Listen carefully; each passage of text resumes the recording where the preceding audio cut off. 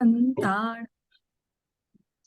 नमो सिद्धाणं नमो आयरीयाणं नमो वज्रायाणं नमो लोये सवसाहुणम् मंगलम भगवान वीरो मंगलम गौतमो गणी मंगलम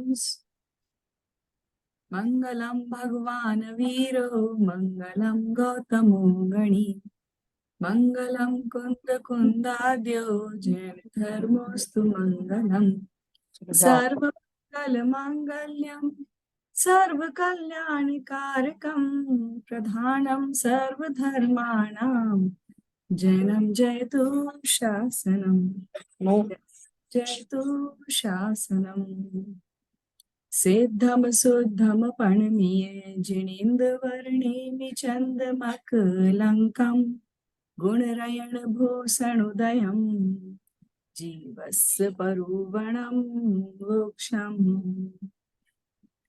तो परम मांगलिक ग्रंथ श्री गोमट सार जीव कांड जी, जिसका हम सब इन दिनों स्वाध्याय कर रहे हैं, जानने की कोशिश कर रहे हैं कि किस किस तरह से हम जीव को और पहचाने।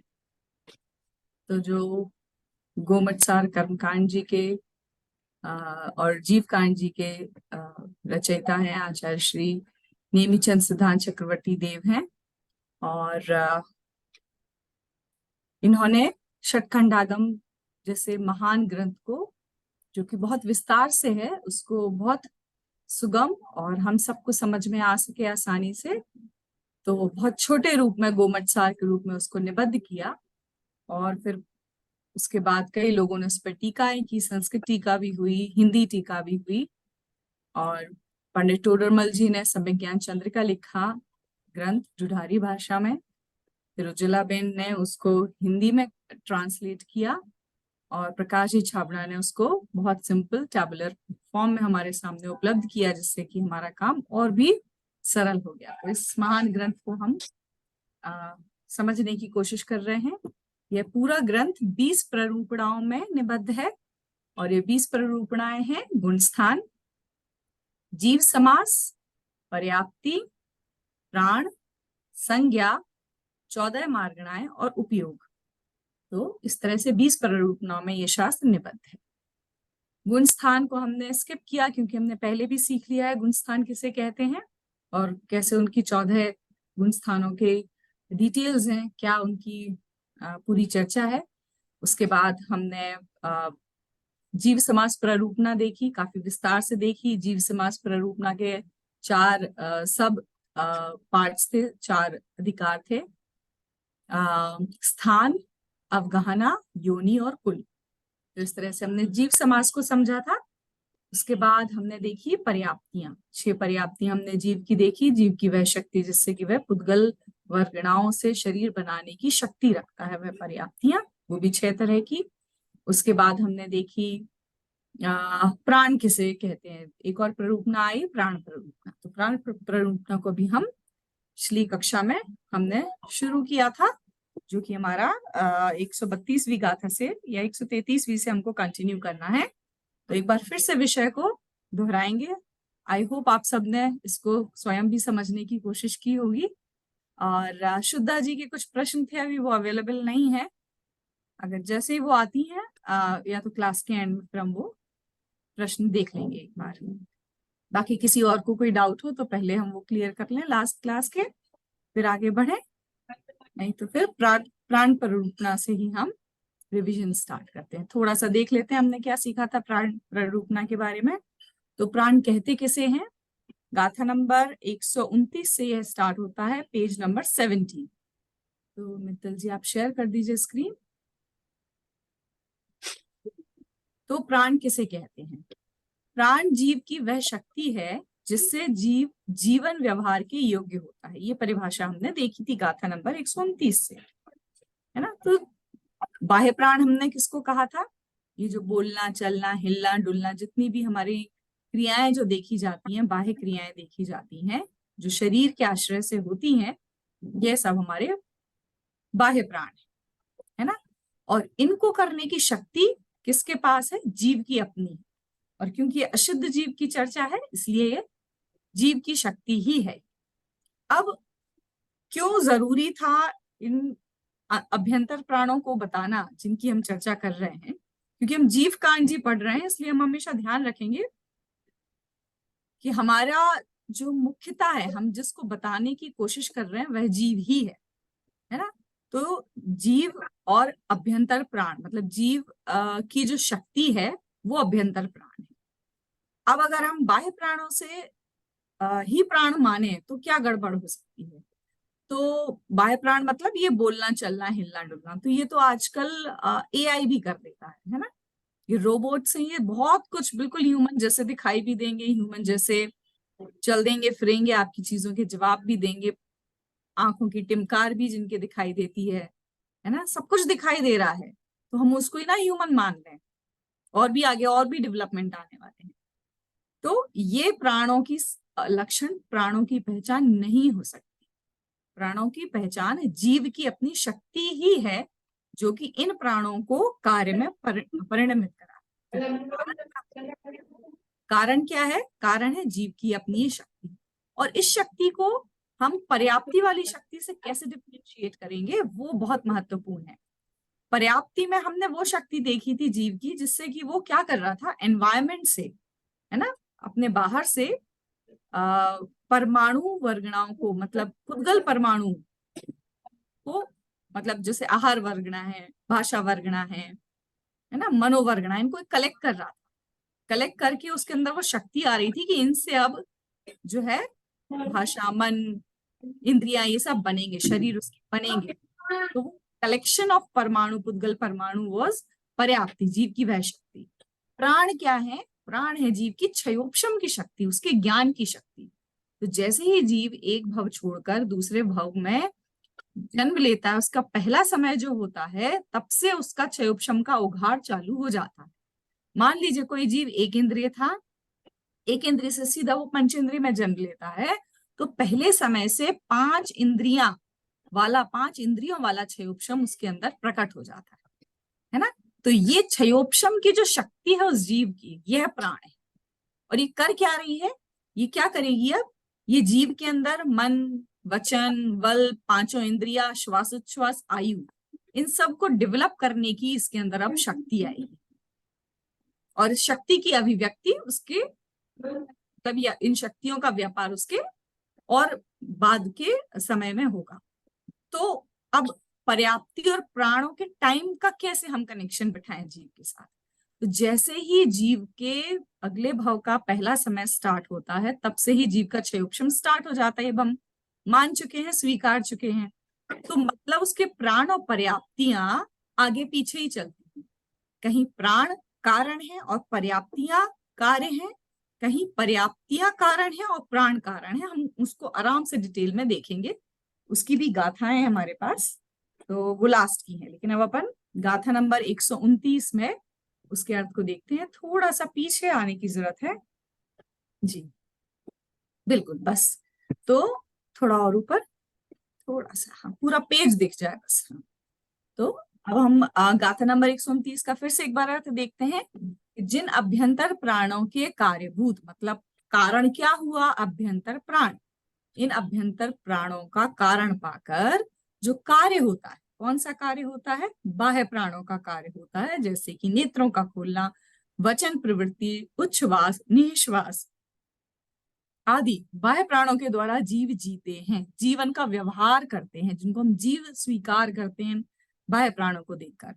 उसी प्रकार जिन अभ्यंतर इंद्रियावरण कर्म के क्षयोपशम आदि के द्वारा जीव में जीवित पने का व्यवहार हो, उनको प्राण कहते हैं। तो किसको प्राण कहा? अभ्यंतर प्राणों को। अभ्यंतर प्राण का निमित्त क्या बनते हैं? इंद्रियावरण कर्म के क्षयोपशम। बहुत सारे कर्मों का क्षयोपशम निमित्त बनता है इन अभ्यंतर कारणों को होने में जीव के। और बाह्य कारण का जो कार्य होता है वो बाह्य प्राण हुए। तो इन दोनों अभ्यंतर और बाह्य प्राणों को मिला के हम क्या कहेंगे? जीव के प्राण। कौन कौन से होते हैं? 5 इंद्रिय प्राण होते हैं, स्पर्शन, रसना, घ्राण, चक्षु और कान। और 3 बल प्राण होते हैं, मन, वचन और काय बल। 1 श्वासोच्छ्वास और 1 आयु। इस तरह 10 प्राण जीव के हो जाते हैं। तो फिर से चार्ट में देख लेते हैं इसी बात को, थोड़ा सा स्क्रॉल डाउन कर दीजिए। जीव जिनके संयोग से जीवन और वियोग से मरण को प्राप्त हो वे प्राण कहलाते हैं। भाव प्राण किसको कहा? आत्मा की वह शक्ति जिससे इंद्रियादि अपने कार्य रूप प्रवर्ते। मतलब भावेंद्रिय और बल प्राण। देखिए दो चीजें हैं। भावेंद्रिय मतलब क्या कहा? जीव का मति ज्ञान आदि का क्षयोपशम। और बल किसको कहा? बल कहा वीर्यांतराय कर्म के क्षयोपशम को। बल प्राण उसको कहा। मतलब कोई भी काम होगा जीव का, वो बिना वीर्यांतराय कर्म के क्षयोपशम के नहीं हो पाता है। तो क्षयोपशम मति ज्ञान का हो और भी कौन से भी हो, उनके साथ साथ वीर्यांतराय कर्म का उदय साथ साथ हैंड इन हैंड चलता ही है। जो भी काम होगा वह क्षयोपशम, इन दोनों कर्मों के क्षयोपशम से ही, के निमित्त से ही होगा। द्रव्य प्राण उद्गल द्रव्य से उत्पन्न द्रव्य इंद्रियादि द्रव्य प्राण है। तो हमने 5 देख लिए। स्पर्शन रसना घ्राण चक्षु कर्ण, ये 5 इंद्रिय प्राण, 3 बल प्राण मन वचन का, 1 श्वास उच्छ्वास और 1 आयु। इस तरह से जीव के मैक्सिमम अगर प्राण होंगे तो 10 प्राण होंगे। अब नेक्स्ट पेज पे आ जाते हैं। तो इंद्रिय प्राण की अब हम डेफिनेशन कैसे देंगे?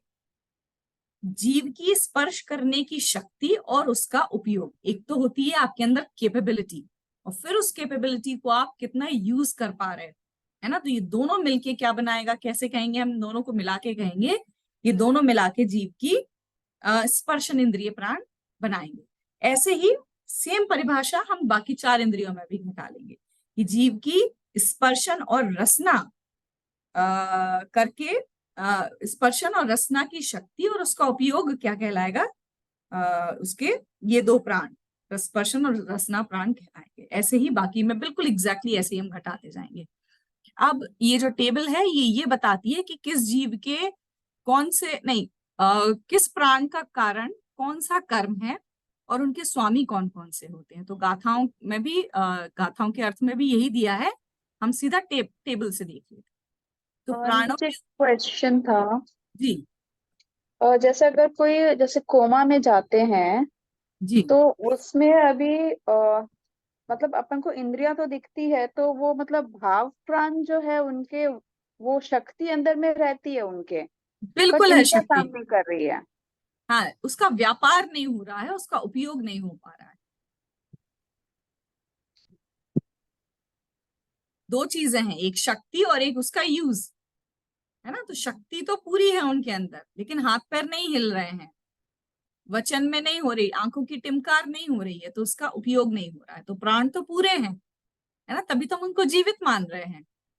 किसी जीव को जीवित कम मान रहे हैं हम, जबकि उसके अंदर एक सब करने की शक्ति हमको दिखाई दे रही है। लेकिन क्या हुआ है, बहुत एक काम करने में बहुत सारे कारण होते हैं ना।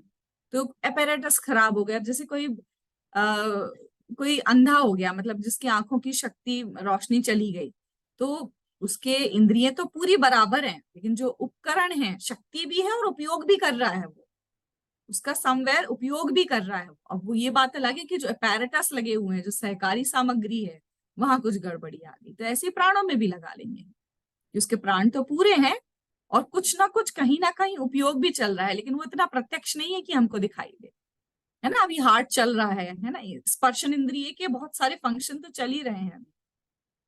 तो जब एक्सप्रेशन डेथ होती है तो दोनों मतलब भाव प्राण और द्रव्य प्राण दोनों साथ में दोनों ही ही चले जाते हैं। होते हैं। मतलब समय भेद नहीं होता। नहीं, समय भेद नहीं होता, बिल्कुल नहीं।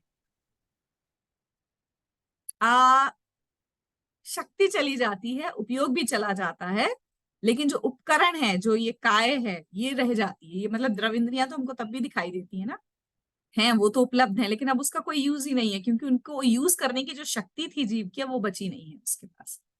जीव वहां से निकल गया है। ठीक है ना। तो एक क्वेश्चन है, जी भावेंद्रिय होएगी ना? क्या? जीव की शक्ति भावेंद्रिय होएगी क्या? बिल्कुल, हम वो इंद्रिय वाले लेसन में इंद्रिय वाली जो प्ररूपणा आएगी और डिटेल में पढ़ेंगे। दीदी यहाँ एक क्वेश्चन था मेरा जी कि अभी भी ये जैसे पर्याप्ति पर्याप्ति में भी इंद्रिय पर्याप्ति हमने बोला था, वो भी शक्ति है जीव की। जी में भी हम भाव प्राण बोल रहे हैं, उसमें इंद्रिय जो है भावेंद्रियां हैं। राइट? जी तो वो भी जी शक्ति है। इंद्रिय तो जी छोड़ दो अभी।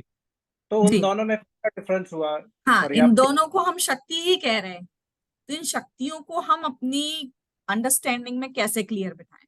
तो हाँ पर्याप्ति जीव की वो शक्ति है जिससे कि वो पुद्गल वर्गणाओं को इकट्ठा करके वो इंद्रिय बनाने की उसके अंदर उसको क्या मिल गई है, उसको परमिशन मिल गई है। जैसे हमने मकान बनाना है ना, तो हमने पहले रजिस्ट्री करनी होती है, हमको परमिशन मिल गई है, अब हम कभी भी मकान बनाएं, अपना घर बनाएं, है ना। वो हो गई पर्याप्ति वाली शक्ति, मतलब आपके हाथ में पावर आ गया कि आप legally now you can construct a house. पर्याप्ति वह जीव की शक्ति है जिससे वो पुद्गल वर्गणाओं को इकट्ठी करता है, ठीक है। और उससे अब वो उसका काम नहीं है, पर्याप्ति का काम नहीं है वो कि उसको पूरा इंद्रिय बनाए, लेकिन अब वो शक्ति उसके पास आ गई है कि वो इंद्रिय उसकी बनेगी, ठीक है। प्राण क्या कर रहे हैं? प्राण ने क्या अब अलग कर लिया? प्राण कह रहे हैं जीव का वो क्षयोपशम, मतलब कोई भी काम होगा बिना जीव के क्षयोपशम के नहीं हो सकता। तो प्राण जो है जीव की वह शक्ति है जिससे कि उसके क्षयोपशम का उघाड़ जितना होगा उतनी उसके अंदर वो शक्ति डेवलप हो जाएगी, है ना। वो ज्ञान की पर्याय है और ये पुद्गलों को इकट्ठे करने की शक्ति है जीव की। हाँ, लेकिन जैसे जो भाव प्राण है वो भी तो, मतलब भाव प्राण और कुछ नहीं है, वो तो ज्ञान की पर्याय है ना। मतलब जो हो रहा बिल्कुल। है उस हो रहा है। तो फिर मतलब पर्याप्ति में तो मैं समझ में आया कि वो परमिशन मिल गई उनको बनाने की, लेकिन वो शक्ति तो ऑलरेडी है ना उसके पास, क्योंकि वो ज्ञान तो कहीं कहीं गया ही नहीं, हमेशा से हाँ ज्ञान तो बिल्कुल। था, कार्ड है ही। हाँ तो बिल्कुल फिर ठीक है। तो आपका म्यूट हो गया शायद। सॉरी, मैंने बुक रख दी तो प्रेस हो गया।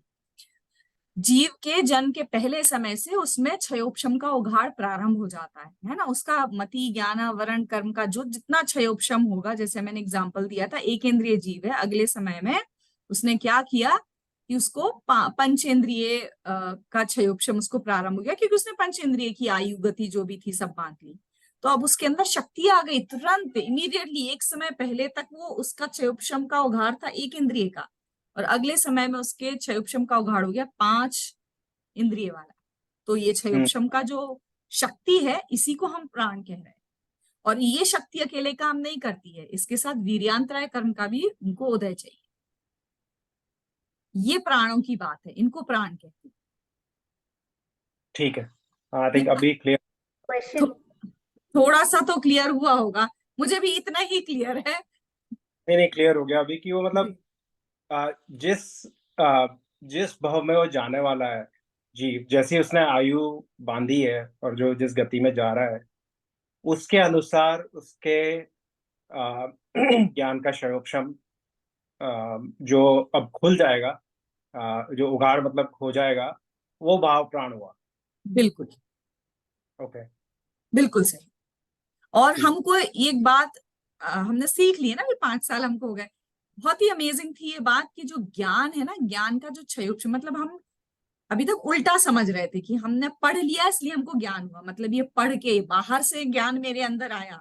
ऐसा मैं 5 साल 7 साल पुरानी बात अपनी बता रही हूँ, ऐसा हमारा मान्यता थी। लेकिन जब हम समझते हैं क्षयोपशम को, जब हम समझते हैं ज्ञान की प्रोसेस को, तब हमें पता चलता कि ज्ञान मेरी अपनी वस्तु है।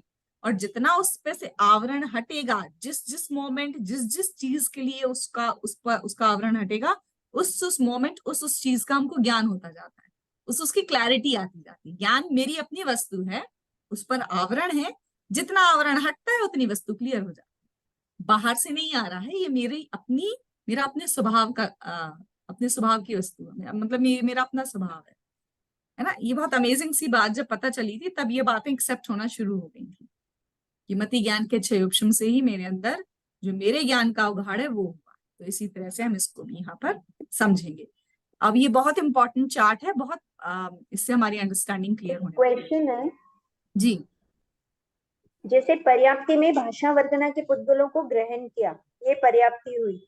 जी और जो शब्द का उच्चारण जब होता है या शब्द बोलते हैं तो वो प्राण हो गए, या वो भी नहीं, पर्याप्त है? बोलने वाला काम तो आप देखिए, अपन अगर मनुष्य गति का जीव लें तो उसके जन्म के पहले समय से उसकी प्राप्ति और प्राण स्टार्ट हो जाते हैं।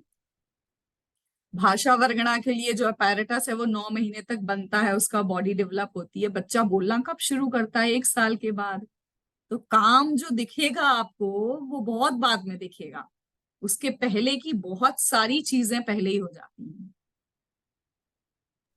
तो वो जो बोलना है वो प्राण में आएगा या पर्याप्ति में आएगा? देखिए, काम की शक्ति वो है प्राण। काम का उस मतलब जो आपको वचन बल मिला वो है प्राण, राइट? वचन बल मिला आपके अंदर, वो क्षयोपशम है, आपके अंदर वो पावर है। आपने वो पावर इस लाइफ टाइम में अचीव करी है, इस लाइफ टाइम के लिए आपने वो डेवलप करी है। अब उसका यूज तो बहुत बाद में होगा। वो यूज है, उपयोग है वो जीव का, वो थ्रू आउट द लाइफ चलता रहता है। वो प्राण ही है, वो वचन बल प्राण ही है। लेकिन उस वचन बल प्राण की शक्ति, उसका जो पूरा सिस्टम है वो डेवलप होता है, यूज उसका काफी समय बाद। निधि जी, मैं इसमें देख रही थी गवर्नमेंट फंड में, इसमें लिखा है कि पर्याप्ति कारण है और प्राण कार्य है, मेन बुक में। जी, तो उसमें जो आप बता रहे हो ना वही है कि इंद्रिय वचन आदि रूप परिणाम की शक्ति की पूर्णता को पर्याप्ति कहते हैं, और जो वचन व्यापार आदि की कारणभूत योग्यता शक्ति को तथा वचन आदि रूप प्रवृत्ति को प्राण कहते हैं। बिल्कुल। तो अब एक और आगे जो आने वाला है प्राण प्ररूपणामयी की, पर्याप्ति और प्राण में कार्य कारण बदलते हैं। कुछ पर्याप्तियां कारण है, कुछ प्राण उसका कार्य है, कुछ प्राण कारण है। अभी वो आने वाला है आगे, मैं बिल्कुल क्लियर कर दूंगी। मैंने काफी मेहनत की है इस बात को समझने की, लास्ट ईयर भी की थी, तो एक बार मैं जरूर शेयर करूंगी। वो बुक में इतना डिटेल नहीं है, I will share from my notes. तो मैं उसका फोटो भी आप लोगों को भेज दूंगी, जो भैया जी ने बनाया, विकास छाबड़ा जी ने बनाया है, उसका मैं भेज दूंगी आप लोगों को। तो वो आने वाला है, उसके पहले हम समझ लेते हैं जल्दी से ये, है ना। तो प्राणों की उत्पत्ति की सामग्री और स्वामी, सामग्री मतलब रॉ मटेरियल कहाँ से आ रहा है, क्या क्या उसमें निमित्त पड़ रहे हैं, और उनके स्वामी कौन कौन है। स्वामी मतलब ये किसको होती हैं। तो सबसे पहले इंद्रिय प्राण, इंद्रिय प्राणों में 5 आ जाएंगी इंद्रियों के प्राण। स्पर्शन रस, स्पर्शन रसना घ्राण चक्षु कर्ण, 5 इंद्रियों के प्राण आ जाएंगे। उत्पत्ति का कारण, कारण मतलब इसमें कौन कौन से कर्मों का निमित्त पड़ेगा। तो 2 निमित्त पड़ेंगे, वीर्यांतराय कर्म और मति ज्ञानावरण कर्म। इन दोनों कर्मों के क्षयोपशम के कारण जीव में यह शक्ति आती है कि वह अपने इंद्रिय प्राणों को बनाए, भाव इंद्रिय और द्रव इंद्रिय, ठीक है, दोनों। स्वामी कौन कौन होता है? तो पर्याप्त जीव और अपर्याप्त जीव, दोनों इसके स्वामी। कैसे समझेंगे इस बात को? पर्याप्त के लिए तो हमारे बहुत क्लियर है कि भाई उसके होती है, अपर्याप्त के भी इंद्रिय प्राण होते हैं। नहीं तो हम डिसाइड ही नहीं कर पाएंगे कि अपर्याप्त जीव कितने इंद्रिय जीव है। 1 इंद्रिय, 2 इंद्रिय, सबके हमने देखे थे 4 इंद्रिय तक, मतलब 5 इंद्रिय के पर्याप्त अपर्याप्त भेद हमने जीव समास में देखे थे। तो स्वामी पर्याप्त और अपर्याप्त दोनों हो सकते हैं। फिर मन बल की अगर हम बात करें कि मन बल प्राण जो है उसकी उत्पत्ति का कारण क्या है, तो वह भी सेम है, वीर्यांतराय कर्म और मति ज्ञानावरण कर्म का क्षयोपशम। किसके होता है? बहुत क्लियर है हमारे दिमाग में, मन किसके होता है? सिर्फ संगी पंचेंद्रिय जीवों के ही मन बल होता है। फिर काय बल की बात आई, तो काय बल का उत्पत्ति का कारण क्या है? शरीर नाम का, है ना। उसका जो निमित्त पड़ता है काय बल को डेवलप करने में, वो होता है शरीर नाम कर्म का क्षयोपशम। तो शरीर नाम कर्म के क्षयोपशम के कारण काय बल जीव को मिलता है। स्वामी कौन कौन है? पर्याप्त और अपर्याप्त। कोई भी जीव हो, काय बल प्राण उनमें जरूर पाया जाएगा, कितने भी इंद्रिय जीव हो, सब में पाया जाएगा। वचन बल प्राण, इसके 2 कारण हैं, मतलब 2 कर्म इसके लिए निमित्त कारण बनते हैं, शरीर नाम कर्म और स्वर नाम कर्म। तो रसना इंद्रिय के 2 फंक्शन है, और वील ऑलवेज रिमेम्बर, रसना इंद्रिय जो दूसरी इंद्रिय है उसके 2 कारण, उसके कारण कार्य बनते हैं। कौन कौन से 2 कार्य कौन से होते हैं? एक तो उसका टेस्ट, जो रसना इंद्रिय हम कहते हैं, और एक स्पीच, मतलब उसको बोलने की शक्ति जो आती है, वो कहाँ से स्टार्ट होती है? 2 इंद्रिय से स्टार्ट होती है, और डेफिनेटली सिर्फ पर्याप्तकों के ही ये होती है, वचन वाली बात। अब श्वासोच्छ्वास प्राण, श्वासोच्छ्वास प्राण के लिए भी दो कर्म कारण है, निमित्त कारण है, शरीर नाम कर्म और श्वास उच्छ्वास नाम कर्म। जब हम नाम कर्म की 93 प्रकृतियां पढ़ते सीखते हैं, उन सब में ये नाम आ जाते हैं। ये भी किसके होती है? सिर्फ पर्याप्त जीवों के ही श्वास उच्छ्वास प्राण बनते हैं, अपर्याप्त जीवों के श्वास उच्छ्वास प्राण नहीं होते हैं। आयु प्राण, आयु प्राण का कारण है आयु कर्म। किसके होता है? पर्याप्त और अपर्याप्त दोनों जीवों के। कोई भी जीव हो, सबकी आयु का उदय होता है, जितनी भी निधि जी, उसकी आयु हो। जी, ये जो आया है यहाँ पे अपर्याप्त जब भी पूछते हैं, बोलते हैं सॉरी, तो ये निर्वृत्तीय पर्याप्त की ही बात होती है? नहीं नहीं नहीं, निवृत्ति अपर्याप्त का की बिल्कुल नहीं बात होती है, सिर्फ लब्ध पर्याप्त की बात। तो ये जो स्वामी जो आया अपर्याप्त, वो तो लब्ध पर्याप्तक है वो। हाँ बिल्कुल, लब्ध पर्याप्तक है, वो कभी अपनी पर्याप्तियां पूरी नहीं करेगा, उसके पहले ही उसका मरण हो जाएगा। तो जब उसकी एक भी पर्याप्ति पूरी नहीं होती तो कैसे उसमें इंद्रिय प्राण रहता है? अरे हम फिर कैसे डिसाइड करेंगे कि ये अपर्याप्तक जीव कितने इंद्रिय था? अच्छा, उसके उतना क्षय उपशम तो जन्म के पहले समय से स्टार्ट हो जाता है ना। जैसे 3 इंद्रिय अपर्याप्तक होते हैं, 5 इंद्रिय अपर्याप्तक होते हैं, हमको पता चलता है ना कि 5 इंद्रिय वाला अपर्याप्तक जीव था, मतलब उसमें इंद्रिय प्राण थे, यूज उसका कभी वो कर नहीं पाता, ये बात। और अच्छा अच्छा, वो शक्ति तो उसमें है, थी वो करता नहीं। ओके है ना, क्षय उपशम की बात है। ओके, चलिए आगे बढ़ते हैं, गाथा निधि नंबर। निधि जी, एक क्वेश्चन था जी जी। जैसे श्वासोश्वास प्राण का लिखा ना, तो वो खाली श्वास लेता ही है, छोड़ता नहीं, आधा ही होता है उसका अपर्याप्त में? नहीं नहीं नहीं, अपर्याप्तकों के यहाँ तक देखिए, हमने पर्याप्तियों का सीक्वेंस पढ़ा था ना कि शुरू मान लीजिए एक इंद्रिय है तो उसकी 4 पर्याप्तियां होती हैं, आहार, शरीर, इंद्रिय, श्वास उच्छ्वास, है ना। लेकिन शुरू 4 होती हैं, पूरी एक भी नहीं हो पाती है, तो यहाँ तक तो बात ही नहीं आती, उसकी आहार पर्याप्ति ही पूरी नहीं हुई आज तक, श्वास उच्छ्वास लेना तो दूर की बात है, उसका उपयोग नहीं कर पाता है। एक क्वेश्चन है, जी इंद्रिय प्राण और इंद्रिय पर्याप्ति बोलते हैं, जी, तो इंद्रिय पर्याप्ति में वही हो गया ना कि वो पुद्गलों को ग्रहण करके इंद्रिय बनने की योग्यता। बिल्कुल। तो इंद्रिय प्राण हमने अपर्याप्त में लिया, वो भी लब्ध अपर्याप्त में, तो वो तो आहार पर्याप्ति, अच्छा ठीक है, उनमें योग्यता रहती है ग्रहण करने क्षयोपशम, क्षयोपशम का उघाड़, की। वे उसके अंदर ओके इतनी शक्ति आई है वो, है ना। ओके चलिए, ओके, अब गाथा 133 का विषय देखते हैं कि किस जीव के कितने प्राण होते हैं। तो सीधे हम चार्ट पे ही चलते हैं। हाँ बिल्कुल, किस जीव के कितने और कौन कौन से प्राण होते हैं ये देख लेते हैं। तो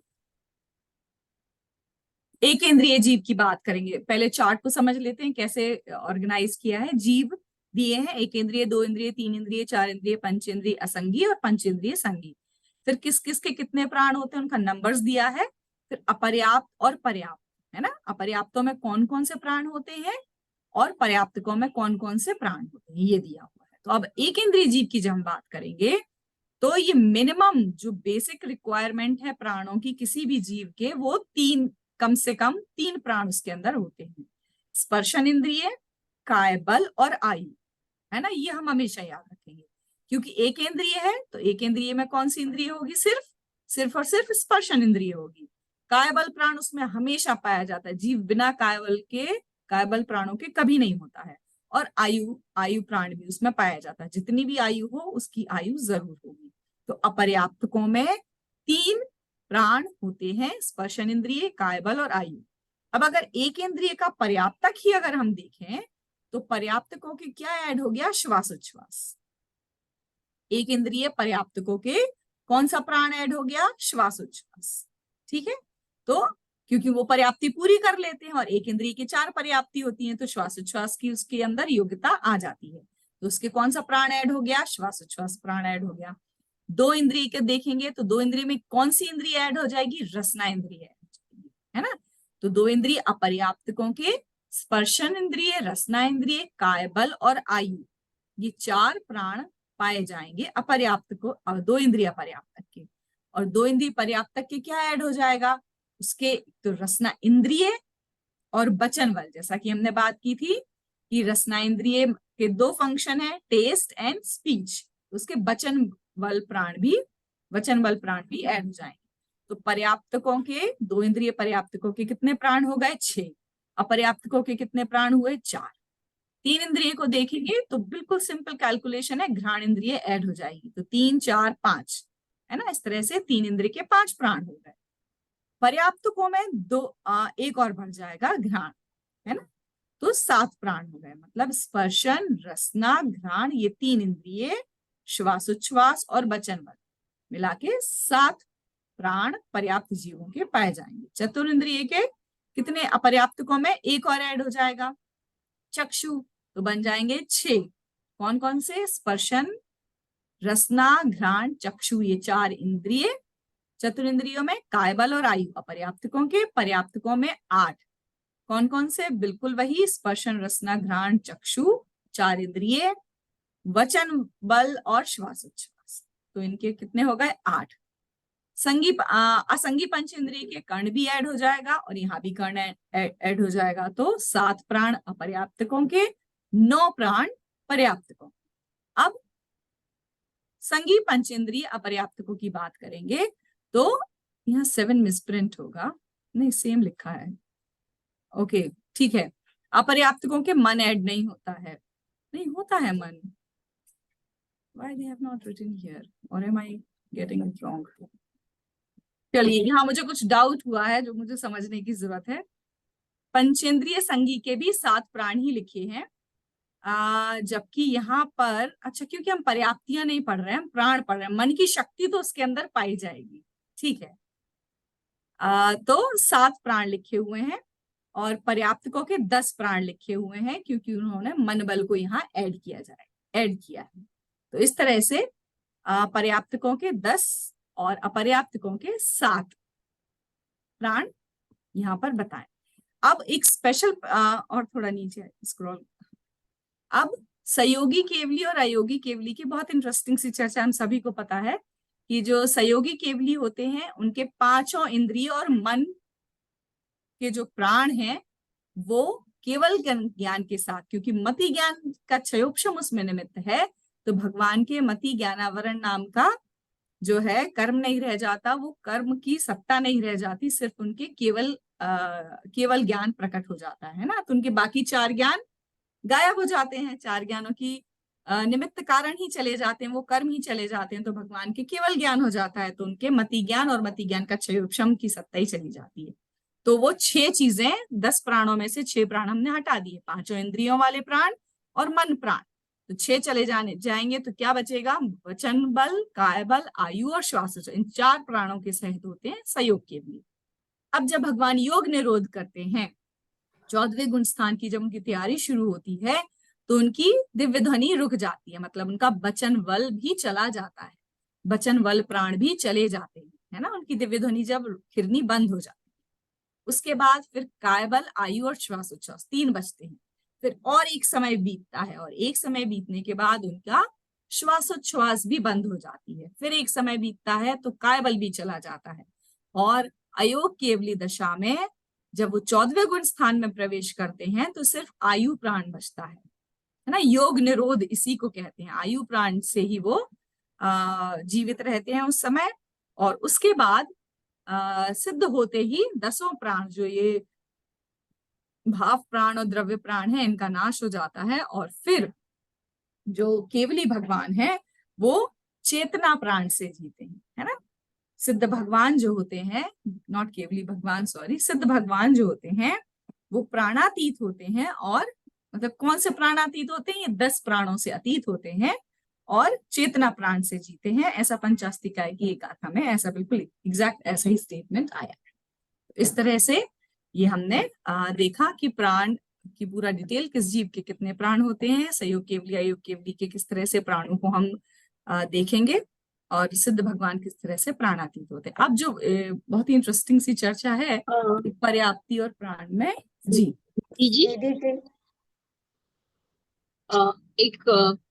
ये जो पंचेंद्रिय सन्नी अपर्याप्त में 7 बोला हुआ, राइट जी, पर के टैबलर में, तो 7 में तो ये 5 इंद्रियां आ गई जी, और और प्लस काय बल और आयु, काय, बल और आयु। ओके, वचन और मन नहीं आया। वचन, बल और श्वासोश्वास। श्वासोच्छ्वास, तीन नहीं आए।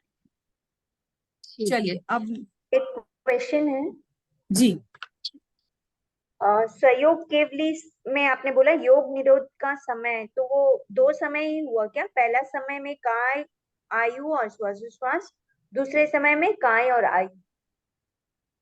3 और समय ये दिए हुए हैं यहाँ पे, चौथा, तीसरा, मतलब समय एग्जैक्टली मुझे नहीं पता कितना समय लगता है, लेकिन स्टेप्स दिए ओके हुए हैं। फाइन, ठीक है, ठीक ऐसा है, कहने में आ गया थैंक यू। होगा कि इतने समय ऐसा हो गया। Okay okay. अब जो हमारी चर्चा थी कि पर्याप्ति और प्राणों में क्या अंतर है, वो एक बार हम देख लेते हैं।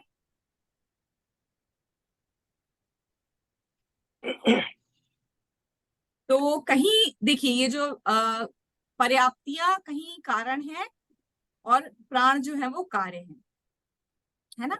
और अथवा इसी को जो नीचे लिखा है, देखिए, कारण पहले भाव प्राणों को कार्य कारण कहा, पर्याप्तियों को कार्य कहा, फिर पर्याप्तियों को कारण कह दिया और द्रव्य प्राणों को कार्य। मैं एक मिनट वो टेबल निकाल लूं जिसमें से मुझे आपको ये बताना है। Just a moment.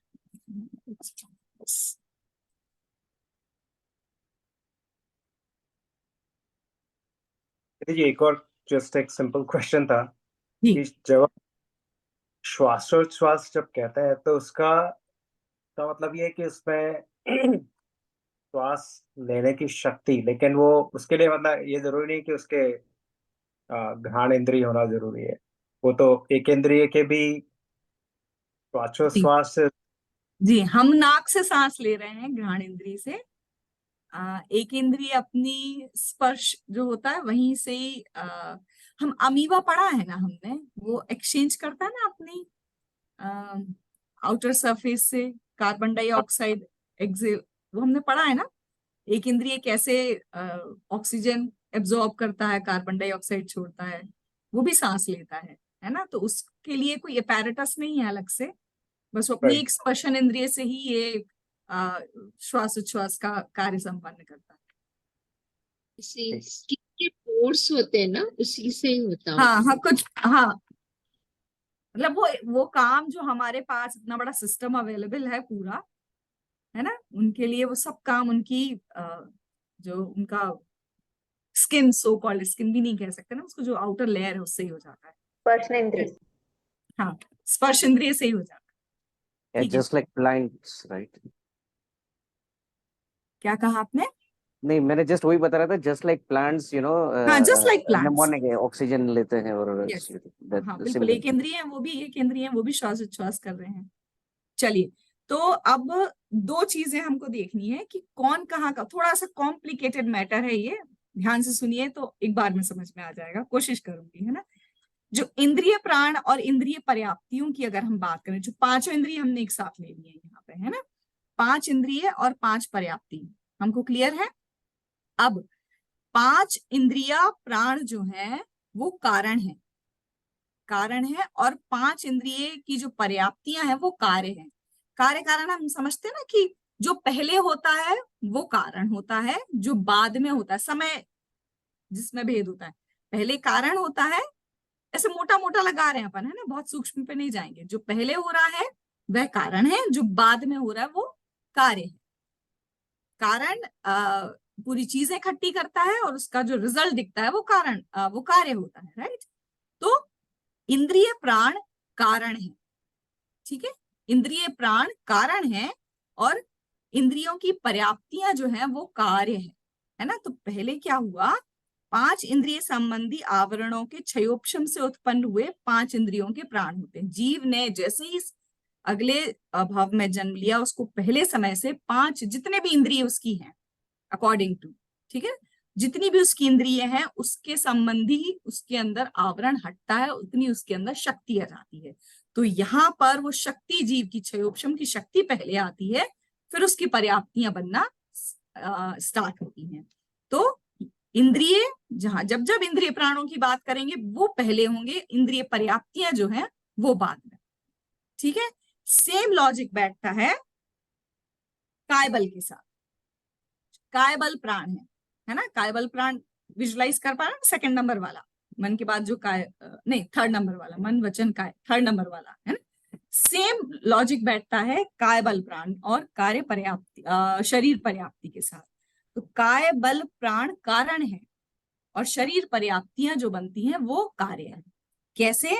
काय वर्गणा की सहायता से होने वाली आत्म प्रदेश के समूह की शक्ति है ना, क्योंकि जीव के पास काय का कभी अभाव नहीं होता। विग्रह गति में भी उसके पास काय होती है। कौन सा शरीर होता है उसके पास? तेजस और कार्बन शरीर होती है ना। तो वो शक्ति जीव के पास पहले समय से होती है जन्म के। काय प्राण की शक्ति उसमें पहले समय से होती है। तो यहाँ काय बल प्राण कारण बनता है, फिर उसके शरीर पर्याप्ति का काम पूरा होता है। ठीक है, तो दो चीजों में प्राण पहले आ गए, पर्याप्तियां बाद में। कौन कौन सी? इंद्रिय और कार्य। इंद्रिय और काय, इंद्रिय और काय में प्राण कारण है और पर्याप्तियां कारण है। ठीक है, अब बाकियों में क्वेश्चन कैसे है घटाएंगे? दीदी जी, जी अभी आपने बताया कि विग्रह गति में काय बल प्राण होता है, तो विग्रह गति में काय बल प्राण के साथ आयु प्राण भी, बिल्कुल, पहले समय से जीव की आयु स्टार्ट हो जाती तो दो प्राण होते हैं विग्रह गति में। है। हाँ हाँ, दो नहीं तीन भी होते हैं। इंद्रिय क्या क्षयोपशम भी उसके पहले समय से हो जाता है। ओके, तो तीन प्राण। बिल्कुल, ओके, पहले समय से 3 प्राणों की शक्ति जीव के अंदर आ ही जाती है। ओके। फिर अब आगे बढ़ते हैं किसकी तरफ? मनोबल प्राण की। मनोबल प्राण और मन पर्याप्ति। तो यहाँ पे मन पर्याप्ति जो है वो कारण है, क्योंकि जब तक द्रव्य मन के योग्य आपके पास परमाणु नहीं जुड़ेंगे, आपके पास मन बल प्राण की शक्ति नहीं आएगी। ऐसा लॉजिक है ना। हम हाँ, प्राणों वाली आप टेबल दिखा देंगे तो हम फटाफट विजुलाइज कर पाए। और पहले वाला, और पहले वाला, सबसे पहला वाला पेज। हाँ बस बस बस। तो हमने इंद्रिय प्राणों की बात कर ली, काय प्राणों की बात कर ली। तो इन दोनों प्राणों, ये दोनों प्राण क्या है? कारण है, और पर्याप्तियां इनका कार्य है। अब अगर हम मन बल प्राण की बात करें, जो कि बल प्राणों में पहला है, तो मन के लिए पर्याप्तियां कारण होती हैं, पर्याप्तियां पहले होती हैं। जीव जो है वो द्रव्य मन जो होता है ना, हम कहते हैं यहाँ पे हृदय स्थान पे 8 पंखुड़ी के कमल के समान द्रव्य मन होता है, बहुत सूक्ष्म है। तो जब तक जीव उसकी पर्याप्ति पूरी नहीं कर लेता, तब तक उसके अंदर मन बल प्राण नहीं आते हैं। मतलब जीव के वो पर्याप्ति, कौन सी? मन, द्रव्य मन को बनाने की शक्ति पहले आती है, फिर उसके बाद उसके अंदर वो शक्ति आ पाती है कि वो उस मन को यूज करे फर्दर इन लाइफ। ठीक है, तो यहाँ पे पर्याप्तियां क्या हो गई? कारण हो गई, और प्राण जो हो गए वो कारण हो गए। ठीक है, फिर बात करेंगे हम वचन बल की। तो वचन बल में भी बिल्कुल ऐसे, वचन बल में भी बिल्कुल ऐसे ही है। तो वचन बल भाषा पर्याप्ति है ना। भाषा पर्याप्ति क्या है? कारण है। क्यों? क्योंकि जीव पहले उद्गल भाषा वर्गणाएं इकट्ठी करेगा, उसके अंदर वो रॉ मटेरियल लाएगा, तब कहीं जाके जीव के अंदर वो क्षयोपशम जागृत होगा कि अब वो इस शक्ति का उपयोग कर सके। ठीक है ना। ये जो मैं आपको पढ़ के बता रही हूँ, इनका मैं आपको फोटोग्राफ आज आपके साथ शेयर कर दूंगी। विकास छाबड़ा जी की बुक है ये, प्रकाश जी की बुक में ये अंतर नहीं दिया हुआ है। ठीक है, तो वचन बल प्राण जो है वो कार्य है, वो बाद में होंगे, लेकिन भाषा पर्याप्ति पहले हो जाएगी। भाषा पर्याप्ति मतलब जो पुद्गल भाषा वर्गणाएं हैं उनको भाषा में कन्वर्ट करने की जीव की शक्ति। ठीक है, श्वासोच्छ्वास के साथ भी सेम होता है। क्या होता है? जीव श्वासोच्छ्वास की लिए पहले पर्याप्ति पहले होती है, फिर श्वासोच्छ्वास प्राण का कार्य बाद में होता है। तो कहीं प्राण कारण है, कहीं पर्याप्तियां कारण। ठीक है, सिर्फ 2 केसेस में, इंद्रिय और काय, इन 2 में प्राण कारण है, पर्याप्तियां कारण है। बाकी जितने बचे उसमें उल्टा है। नहीं, अगर समझ में आए, नहीं लर्न हो, कोई बात नहीं, पर क्योंकि लिखा था वहां, और क्योंकि ये बात समझ में मुझे तब तो नहीं आई थी, अब आई है, तो मुझे लगा मुझे शेयर कर देनी चाहिए। चलिए, तो इस तरह से प्राणों की बात हमने आज पूरी की। अगली प्ररूपणा हम आते हैं संज्ञा प्ररूपणा पे। तो इसके आगे स्क्रॉल कर दीजिए।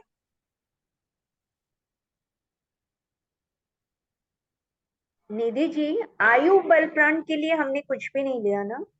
हाँ, आयु बल प्राण के लिए हमने इसलिए कुछ नहीं लिया क्योंकि वो जीव के पहले समय से स्टार्ट हो जाती है।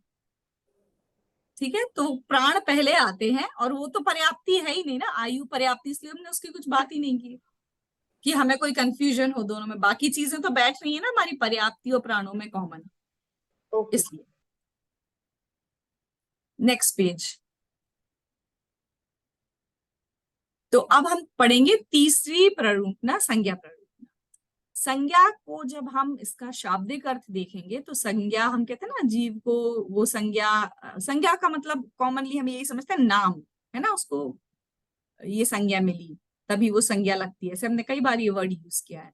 तो संज्ञा के 3-4 मीनिंग होते हैं। संज्ञा के मीनिंग होते हैं नाम, संज्ञा का मतलब होता है इच्छा, वांछा और अभिलाषा, है ना। तो जो नाम के लिए वर्ड, संज्ञा का मतलब जो एक शब्द के कई अर्थ होते हैं, राइट। संज्ञा का एक जो लिटरल मीनिंग है वो तो होता है नाम, जिससे हमें यहाँ पर कुछ लेना देना नहीं है ना। हमें उसका जो मीनिंग लेना है वो लेना है इच्छाओं से, अभिलाषाओं से, डिजायर से। ठीक है, अब हम पढ़ते हैं गाथा नंबर 134 का। जिनसे ये पूरी है हमारे सिलेबस में, तो हम ये पूरी ही पढ़ेंगे।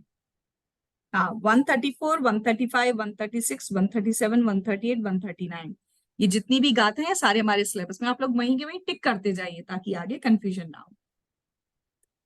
तो गाथा नंबर 134, तो 134 का मीनिंग देखो।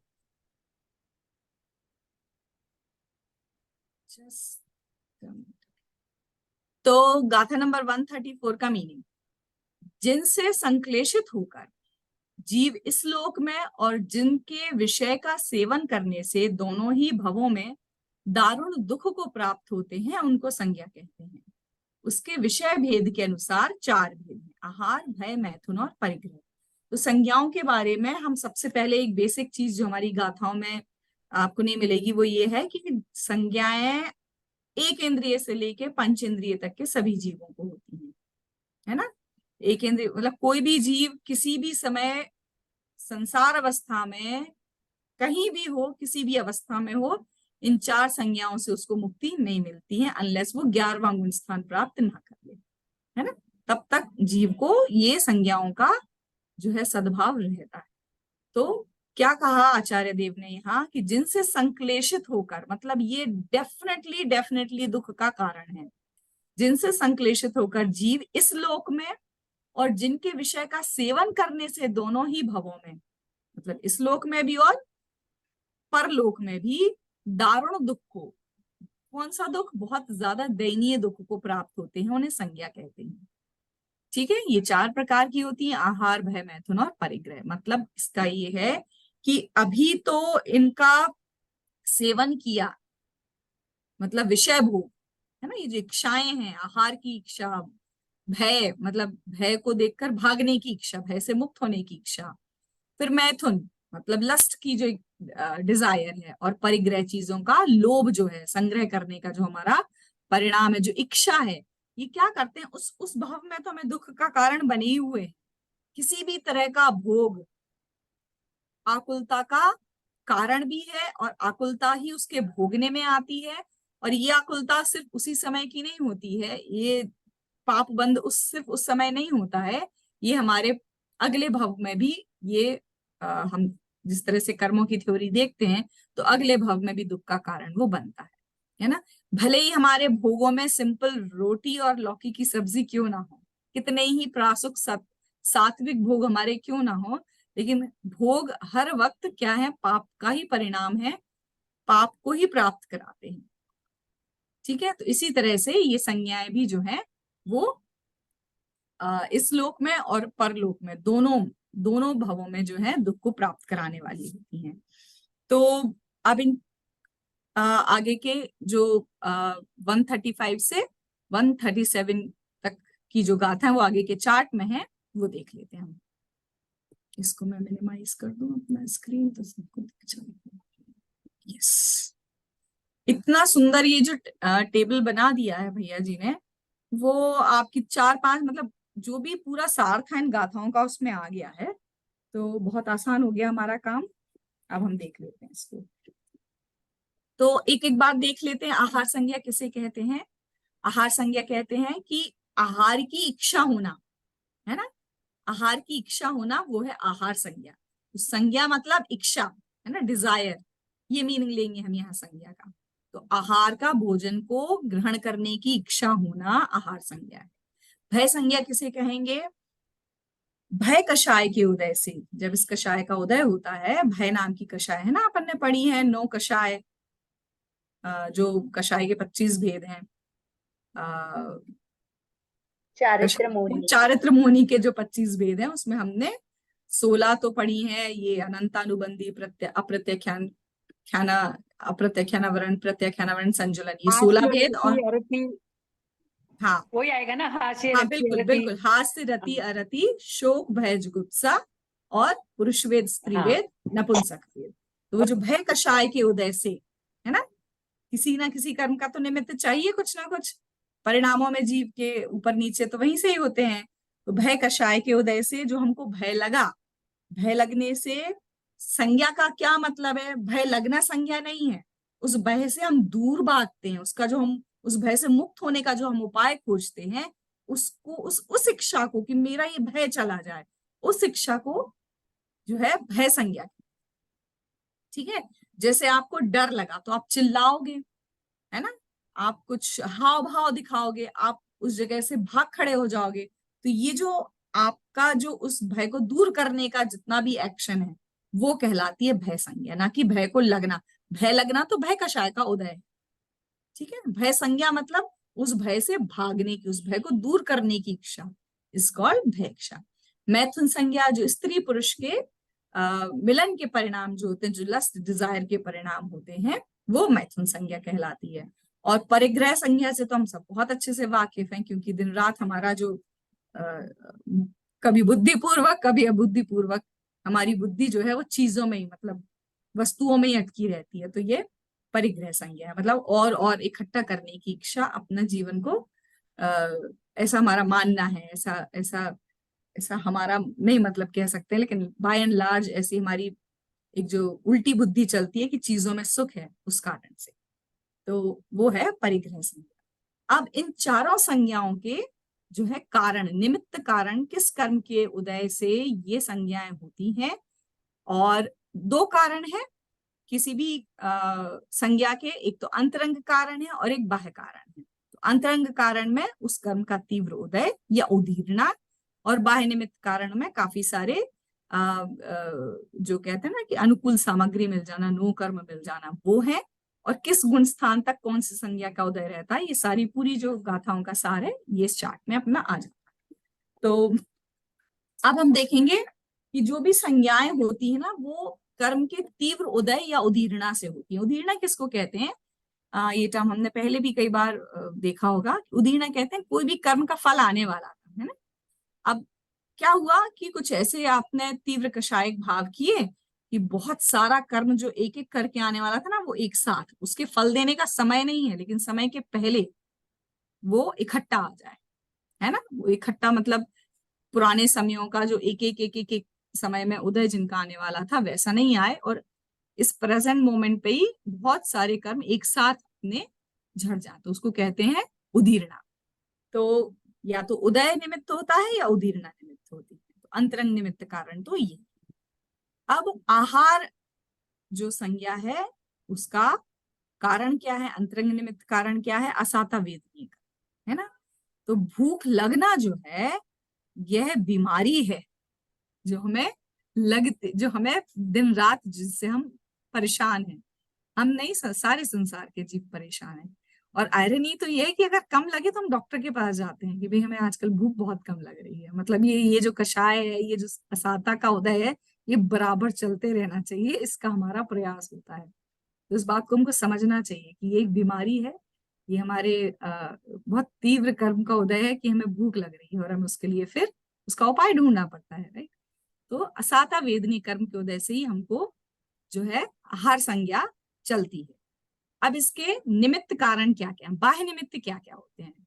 ठीक है, अंतर का निमित्त तो अपने को समझ में आ गया कि भाई असाता वेदनी कर्म का उदय चल रहा था, हमारे कुछ असाता का उदय आया और हमको भूख लगने लगी। भूख लगना इज डिफरेंट थिंग, लेकिन आहार की इच्छा होने लगी, है ना, आहार की इच्छा होना, ये कभी भूख लगने पे भी होती है, कभी भरे पेट भी होती है आहार की इच्छा। ठीक है, तो आहार की इच्छा होना वो है असाता वेदनी कर्म के कारण। बाह्य निमित्त कारण क्या क्या? आहार का देखना। अब ये देखना सिर्फ आंखों का देखना नहीं है, ये हमारी पांचों इंद्रियां इसमें देखने मतलब जानना। आहार को जैसे ही हमने देखा, देखने का मीनिंग है जानने से है, और ये जो जानना होता है ना, ये पांचों इंद्रिय और मन, ये छह चीजों को हम यहाँ अप्लाई करेंगे, है ना। जैसे हम अमरूद खरीदने जाते हैं, अगर हमने छुआ उसको और हमको वो हार्ड फील हुआ कि अरे बड़ा क्रिस्पी निकलेगा, तो हमारा मन हो जाता है उसको खाने का, है ना। स्पर्शन इंद्रिय से हमने उस आहार को देखा और उसकी संज्ञा शुरू हो गई हमको कि अरे अम्मी ये मैं खाऊंगा, है ना। तो ये स्पर्शन इंद्रिय का देखना हुआ। फिर चख लिया कुछ, राइट, कुछ चखने से हमको लगा अरे वाह मजा आ गया, थोड़ा सा टेस्ट किया और अभी खाने की इच्छा चालू हो गई उसको। स्पर्शन रसना घ्राण, सूंघने से, है ना, घर में एंटर करते से ही कुछ खुशबू आई और हमको बहुत तेज इच्छा हो जाती है खाना खाने की। ऐसे ही स्पर्शन रसना चक्षु घ्राण, देखने से भी और सूंघने से भी। देखने का तो ऐसा है आजकल हर चीज इस तरह से हम टेबल पर प्रेजेंट करते हैं कि जिसको भूख नहीं भी लगी हो, है ना, वो भी, उसको भी इच्छा हो जाती है। सब आहार संज्ञा को बढ़ाने वाले काम। अब देखिए बहुत सूक्ष्मता से अपने को इस बात को निर्णय करना होगा कि हम कर क्या रहे हैं, संज्ञाओं को बढ़ाने का फल क्या हो सकता है ना। और स्पर्शन रसना और लास्ट में बचती घ्राण इंद्रिय, है ना। तो अभी खाने का ना तो समय था ना कोई पेट भी भरा हुआ है, लेकिन क्या करेंगे, बात करेंगे कि आज हमने ये बनाया, सुनो तुम भी वो ट्राई करना, ये रेसिपी देखना। ये सब सुन सुन के कि अच्छा ये डिश, अच्छा मैं बनाऊंगी, मतलब उसकी संज्ञा स्टार्ट हो गई, उसकी इच्छा स्टार्ट हो गई आपको, है ना, उस आहार को, उस पर्टिकुलर डिश को बनाने की। अभी खाया नहीं है, अभी बनाया नहीं है, लेकिन क्या किया हमने, आहार संज्ञा को स्टार्ट कर दिया। तो इस तरह से पांचों इंद्रियों और मन, फॉरगेट अबाउट पांचों इंद्रियां, मन में किसी चीज का ख्याल आ गया कि अरे ये चीज बनाए इतने दिन हो गए, मतलब हम औरतों को ये कुछ ज्यादा ही चलती है, इसलिए मैं इतना डिटेल में आपको बता पा रही हूँ। मन में आ गया कुछ कि भैया ये बनाना है, बहुत दिन हो गए, तो अब वो संज्ञा स्टार्ट हो गई कि अब कब मौका मिले और ये मैं बना दूं, है ना। तो बहुत अच्छे से परिणामों की अपने पकड़ समझ में आती है कि आहार को देखना मतलब पांचों इंद्रिय और मन से उसका जो स्मरण हम करते हैं, उससे आहार संज्ञा प्रारंभ हो जाती है। आहार में उपयोग थोड़ा सा ही फर्क है, उसमें उपयोग लगाना, याद करना, कथा सुनना, उसी की चर्चा करना। फिर पेट खाली होना, ये बहुत ऑब्वियस रीजन है। पेट खाली होता है तो हमको याद आता है कि अरे भूख लग रही है हमको। इस तरह से ये आहार संज्ञा के बाह्य निमित्त कारण देखने को मिलते हैं। किस गुण स्थान तक होती है? तो छठवें गुण स्थान तक इस संज्ञा का सद्भाव पाया जाता है। मतलब जो हमारे मुनिराज होते हैं वो छठवें गुण स्थान तक उनके जब कर्म कांड जी कभी आपके पढ़ने में आए तो आपको पता चलेगा कि असाता वेदनीय कर्म की जो उदीरणा होती है, साता असाता और मनुष्यायु की उदीरणा जो होती है वो छठवें गुण स्थान तक होती है। इसके बाद जो है देखिए सातवें गुण स्थान में भी मुनिराज आहार ग्रहण करते हैं, है ना, लेकिन इच्छा के बिना वाला काम होता है। उदय है, आहार कर्म का तो उदय है, मतलब वो आहार तो लेंगे लेकिन उनके कोई इच्छा नहीं रह जाती। ठीक है, तो ये सातवें गुण स्थान में वो कार्य तो दिखेगा आपको, लेकिन संज्ञा का अभाव वहां पर हो जाता है, क्योंकि आहार असाता वेदनीय कर्म की उदीरणा छठवें गुण स्थान तक। ठीक है, अब आगे बढ़ते हैं भय संज्ञा की तरफ। तो भय संज्ञा किसे कहते हैं? भय के कषाय के निमित्त से, भय के जो कारण उत्पन्न हुए उससे भागने की जो हमारी इच्छा होती है वह भय संज्ञा है ना। अंतरंग निमित्त कारण क्या है? हमने भी बात कर ली, भय कषाय उसका निमित्त कारण। उसके बाह्य निमित्त कारण क्या क्या है? अत्यंत भयानक पदार्थ का देखना। तो ये वो चीजें हैं जो हमने बहुत हंस हंस के, जो हॉरर मूवीज हैं वो देखना। मुझे तो याद है जब छोटे में हम छत पे सोते थे तो वो भूतों की कहानियां जबरदस्ती एक दूसरे को सुना सुना के और डराया करते थे। तो इस तरह की जो हम घटनाएं, मतलब इस तरह की जो चर्चाएं हैं ना, इनसे भय संज्ञा उत्पन्न हो जाती है और ये हम मजे मजे में कर रहे हैं, है ना। हमको अंदाजा ही नहीं है कि इससे हमारे अंदर कितनी ज्यादा वेदना उत्पन्न हो रही है। उसकी कथा सुनना या पूर्व देखे पदार्थ का स्मरण करना, है ना, ये भी भय संज्ञा का जो है वो बाह्य निमित्त कारण बनते हैं। फिर शक्तिहीन होना, this is the most important thing which bring a lot of things in our mind. भय पता है जीव को कब लगता है? जब वह अपने आप को कम शक्ति वाला और जिस चीज से भय लग रहा है उसको ज्यादा शक्ति वाला मानता है ना। छिपकली से डर जाते हैं, मतलब द मोमेंट जिसको लगता है डर, उसकी बात कर रहे हैं, मतलब उसको उतनी सी वो जो 6 इंच की एक छोटा सा जीव है वो उसको उससे बड़ा लगने लगता है कि कुछ कर ना दे, मतलब तुम इतने छोटे हो कि तुम्हारा कुछ बिगाड़ कर देगी वो इतनी छिपकली। फॉरगेट अबाउट छिपकली, छोटी सी जो बम्बल भी है या स्पाइडर है, तो जो शक्तिहीन होने की जो हमारे मतलब आप अपने आप को उससे कम शक्तिवान समझ रहे हो इसलिए आपको उससे डर लग रहा है। तो जब जब आगे से अब इन चीजों से डर लगे तो एक बार अपने आप को जरूर याद दिलाएं कि who is more powerful, right. तो भय लगने की एक संभावना जा सकती है। तो ये बहुत इंपॉर्टेंट और बहुत मजेदार चीज लगी थी।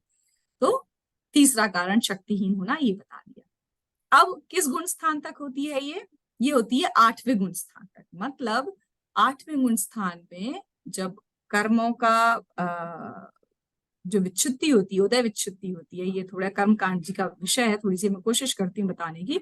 भय कषाय की सत्ता जो है 8वें गुण स्थान तक होती है। इसके बाद 9वें गुण स्थान से भय संज्ञा का अस्तित्व जीव में नहीं रह जाता। तो अब सोचने वाली बात है कि श्रेणी चढ़ रहे हैं मुनिराज, है ना। 7वें के बाद तो दूसरे 7वें के दूसरे पार्ट से तो श्रेणी चढ़ने लगते हैं। तो क्या उनको भय लगेगा? मतलब वो ध्यान में बैठे हैं, शेर से डर जाएंगे क्या?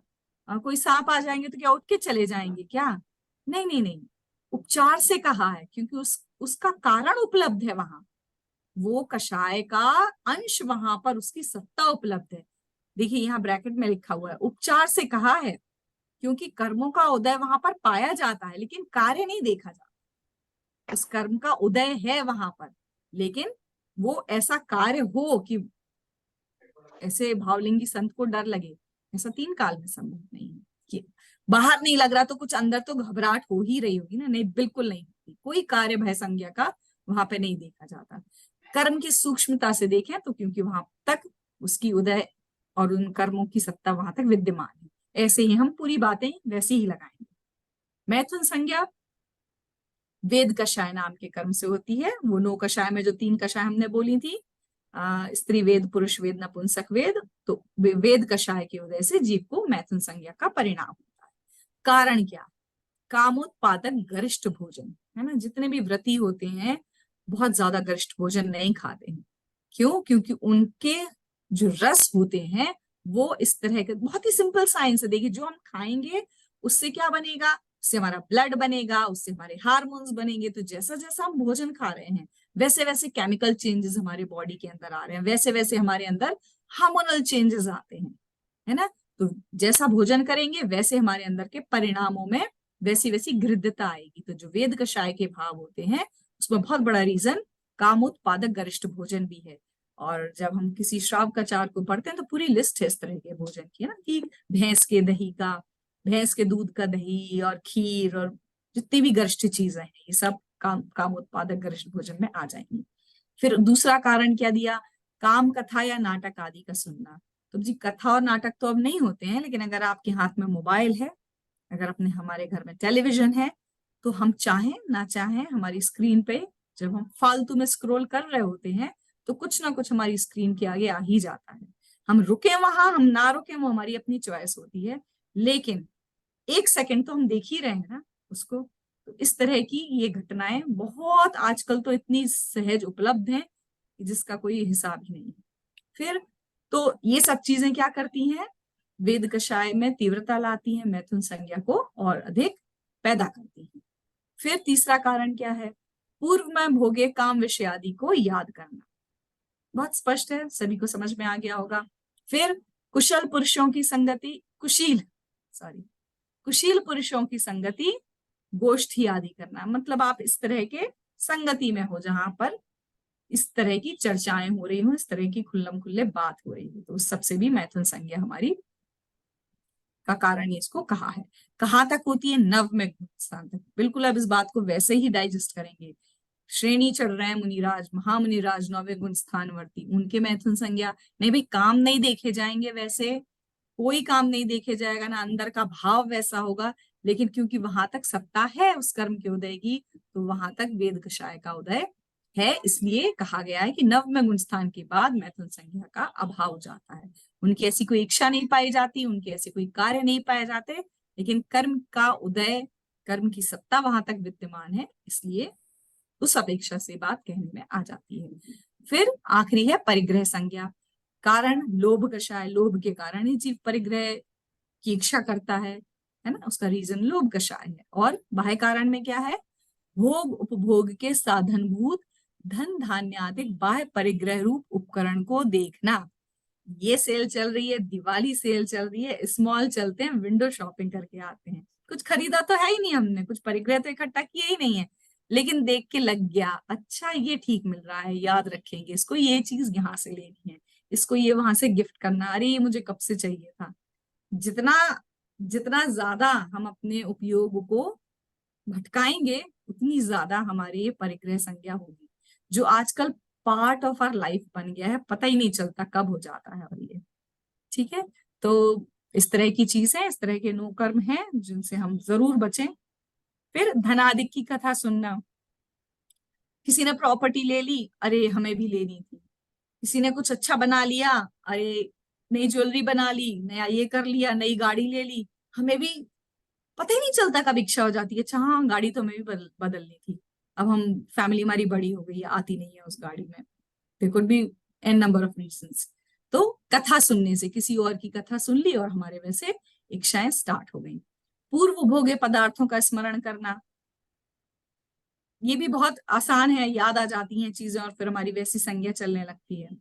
परिग्रह अर्जन की तीव्र वृद्धि के भाव होना, बिल्कुल बहुत ही समझ में आती है। बहुत सारे लोग हमारे आसपास दिखाई देते, इतने ज्यादा मटीरियलिस्टिक हैं कि दिन रात जो इसी में लगे हुए हैं, मतलब उनके परिग्रह संज्ञा के वो ऑलरेडी उदय चलते ही रहते हैं, और वो क्या कर रहे हैं, बाहर से भी इतनी ज्यादा सर्कमस्टांसेस क्रिएट कर रहे हैं कि उनकी ये संज्ञा में और इसमें घी डल जाता है, तो परिग्रह संज्ञा और ज्यादा उनकी बढ़ जाती है। कब तक होती है, 10वें गुण स्थान तक होती है। सूक्ष्म सांप्राय नाम का जो गुण स्थान है, सूक्ष्म लोभ का वहां पर अस्तित्व पाया जाता है, उस कारण से ऐसा कहने में आता है कि परिग्रह संज्ञा जो है वो 10वें गुण स्थान तक पाई जाती है। तो इस तरह से ये हमने संज्ञाओं की पूरी बात देखी। अब 2-4 प्रश्न हमारे मन में जरूर उठने चाहिए कि क्या हर जीव को हर समय कोई ना कोई संज्ञा का उदय रहता है क्या ना। ये बिल्कुल मैं अपनी, ये मेरा ज्ञान नहीं है, ये विकास जी भैया के मैंने कुछ लेक्चर सुने थे, उसमें से बात आई, बहुत सुंदर बातें निकल के आती हैं कि जैसे हम कषायों को कहते हैं ना कि किसी न किसी एक कषाय का उदय रहता है, तो क्या संज्ञाओं का भी उदय रहता है? नहीं रहता है। किसी भी संज्ञा का उदय प्रति समय नहीं रहता, क्योंकि हम ये बात जानते हैं कि साता और असाता वेदनीय है, हर अंतर मुहूर्त में बदलते हैं, है ना। एक अंतर मुहूर्त में साता, एक अंतर मुहूर्त में असाता, ऐसे मुहूर्त ये सब बदलते रहते हैं वेदनीय कर्म के उदय, ठीक है। इसलिए कोई भी संज्ञा जो है वो आपको लगातार नहीं रह सकती है, और हर वक्त हो ही इसकी भी बिल्कुल कोई अनिवार्यता नहीं है। तो ये चारों संज्ञाएं जीव की होती हैं, एक समय में एक हो ऐसी कोई नियम नहीं है। ऐसा कोई समय हो सकता है कि आपको चारों तरह की संज्ञाएं ना हो। अभी आप मंदिर में बैठे हैं, स्वाध्याय कर रहे हैं, तो ना तो इनमें से एक भी संज्ञा, मतलब एक भी इच्छाएं हमारे नहीं हो रही, राइट, अगर हमारा फोकस कंप्लीटली इस तरफ है तो ऐसी बहुत सारे सिचुएशंस है लाइफ में जहां पर ये संज्ञाएं नहीं होती। अच्छा, और एक बहुत इंटरेस्टिंग सी बात निकल के आती है कि ये इच्छाओं का काल तो बहुत देर तक है ना। सुबह उठते से ही खाने की इच्छा हो जाती है, खाते हम कब है, 10 बजे के बाद, 9 बजे के बाद। इच्छा कब तक चल रही है, वो on end of, on end of. लेकिन वो भूख, मतलब वो जो भाव स्टार्ट हुआ था कि नहीं नहीं अब जल्दी उठ जाए, जल्दी नहा धो लें, जल्दी मंदिर हुआ, पूजा पाठ कर लें, आज ये बना के खाएंगे, वो इच्छा कब से स्टार्ट हो गई है, जब से आप, मतलब वो घंटों चल रही है। लेकिन उसका कार्य कितने देर हुआ, आपने 2 घंटे 3 घंटे बनाया किचन में, खाया कितनी देर, कार्य कितनी देर किया, 10 मिनट 15 मिनट 20 मिनट। तो कार्य तो बहुत थोड़े समय के लिए होता है, लेकिन इच्छाएं जो है वो इतनी इतनी इतनी लंबी देर तक चलती रहती हैं। इसी तरह भय कषाय, भय कषाय तो बहुत मतलब इसका भी उदय हमेशा नहीं चलता है हमारे, हमेशा हमको भय के प्रसंग नहीं मिलते, हमेशा भय नहीं लगता है। और लेकिन वेद कषाय जो है इसका उदय जीव के प्रति समय होता है। 3 में से कोई एक वेद जो है वो कषाय का उदय होता है, वेद कषाय का, लेकिन मैथुन संज्ञा हर समय हो ये जरूरी नहीं। मैथुन की इच्छा है वो हर समय नहीं होती है। मैथुन संज्ञा बहुत देर चल सकती है, लेकिन मैथुन का कार्य बहुत थोड़े समय का होता है। तो इससे हमको ये निकल के आती है बात कि संज्ञाओं का जब हमने ज्ञान कर लिया, संज्ञाओं को जब हम जान गए, तो अब कोशिश करें कि काम तो करना है वो 5 मिनट खाना खाने का, भोजन करने का काम करना है 10-15 मिनट का, बनाने का भी चलो 1-1.5 घंटे का। लेकिन ये संज्ञाएं सबसे पहली गाथा याद करें कि वो इस भव में और पर भव में दुख देने वाली हैं। तो जब जानकारी हो जाती है तो हमारी अवेयरनेस बढ़ जाती है। बस यही एक हमारा लक्ष्य होना चाहिए, संज्ञाओं को समझने का, है ना। तो अब इस तरह से ये जो संज्ञा वाली प्ररूपना है ये भी यहाँ पर हमारी आज पूरी हो जाती है। अब तो चलते नीतू हैं जी, जी। मतलब इसमें जो अपन जो भाव करते हैं मेन तो फोकस उसी में हो जाता है। बिल्कुल वही वही उसी को संज्ञा का नाम दिया है। ओके। एंड ये जो परिग्रह है ये संज्ञा में भी आ रहा है और परिग्रह पाप में भी आता है, तो दोनों मतलब सेम ही लेना उसको, वैसे मतलब उसका भी कारण दुखी होता है। बिल्कुल, संज्ञा मतलब वो इच्छा, परिग्रह तो आप वही है ना, परिग्रह तो आप जब कुछ खरीद लोगे तभी करोगे ना, तभी वो परिग्रह की श्रेणी में आएगा। भाव से परिग्रह करना या उस परिग्रह की संज्ञा इच्छा करना वो सेम चीज है। आपने आज नहीं ली है वो चीज, लेकिन आपके दिमाग में आपने पता नहीं 50 साल 20 साल वो होल्ड करके रखी है ना। घर नया बनाने के लिए आदमी 20 साल पहले से प्लान करता है, उसके लिए पैसा इकट्ठा करता है। घर तो वो बनता है और वो उसमें रहता है बहुत थोड़े काल के लिए। तो इस तरह से इसको हम समझेंगे। अब इस तरह से हमारी सारी प्ररूपणाएं जो थी, 5 प्ररूपणाएं हमने यहाँ समझ ली हैं। जीव समास, पर्याप्ति, प्राण, संज्ञा, ये 4 प्ररूप, 5 नहीं सॉरी 4 प्ररूपणाएं हमने देख ली। उपयोग प्ररूपणा सबसे लास्ट में आती है, तो उसको हम तब देखेंगे। अब जो 14 मार्गणाओं का महाधिकार है वो प्रारंभ करते हैं हम यहाँ से, गाथा नंबर 140 से। तो इसका जो मंगलाचरण है आचार्य देव ने अलग से लिखा हुआ है, बहुत सुंदर मंगलाचरण है मार्गणाधिकार का। इसको हम पढ़ते हैं। धम्म गुण मगणा है मोहारि बलम जिणम नमम सिता मगण महाहियारम विवहियारम भड़े सामो। सम्यक दर्शन आदि अथवा उत्तम धर्मादि धर्म रूपी धनुष और ज्ञानादि गुण रूपी प्रत्यंचा यानी डोरी तथा 14 मार्गणा रूपी वाणों से जिसने मोह रूपी शत्रु के बल सैन्य को नष्ट कर दिया है, ऐसे श्री जिनेन्द्र देव को नमस्कार करके मैं उस मार्गणा अधिकार का वर्णन करूंगा, जिसमें कि और भी विविध अधिकारों का अंतर्भाव पाया जाता है। तो अभी जो हमने 4 प्ररूपणाएं पढ़ी उनका अंतर्भाव यहाँ पाया जाता है, मतलब उनकी जो हमने कुछ स्पेशल बात थी उनमें, इसलिए उनको आचार्य देव ने अलग से बताया, लेकिन इनमें उनका अंतर्भाव पाया जाएगा। अब क्या क्या किया तो उसको हम देख लेते हैं। मंगलाचरण में 2 चीजें की, जिनेन्द्र भगवान को नमस्कार किया। कैसे हैं वो जिनेन्द्र भगवान?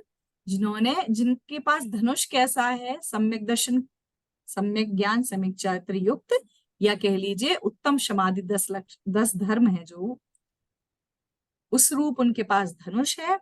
ज्ञान रूपी उस पर क्या लगाई है उन्होंने? डोरी लगाई है। ज्ञान आदि गुण रूपी उसमें उन्होंने डोरी लगाई है, और उस डोरी से वो क्या करेंगे? 14 मार्गणा रूपी, इन 14 मार्गणाओं को क्या कहा? वाण कहा, बाण। इन 14 मार्गणा रूपी वाणों से जिसने मोह रूपी शत्रु के बल सैन्य को नष्ट कर दिया है। मतलब ये जब मार्गणाओं का हम स्वरूप समझेंगे और अगर इनकी हमको भाव भासना होती है तो हमारे निश्चित ही मोह रूपी शत्रु का नाश होता है। मतलब यहाँ पर आचार्य देव बता रहे हैं कि 14 मार्गणाओं का स्वरूप जानकर भी आप अपने मोह रूपी शत्रु का नाश कर सकते हैं, सम्यक दर्शन की प्राप्ति कर सकते हैं।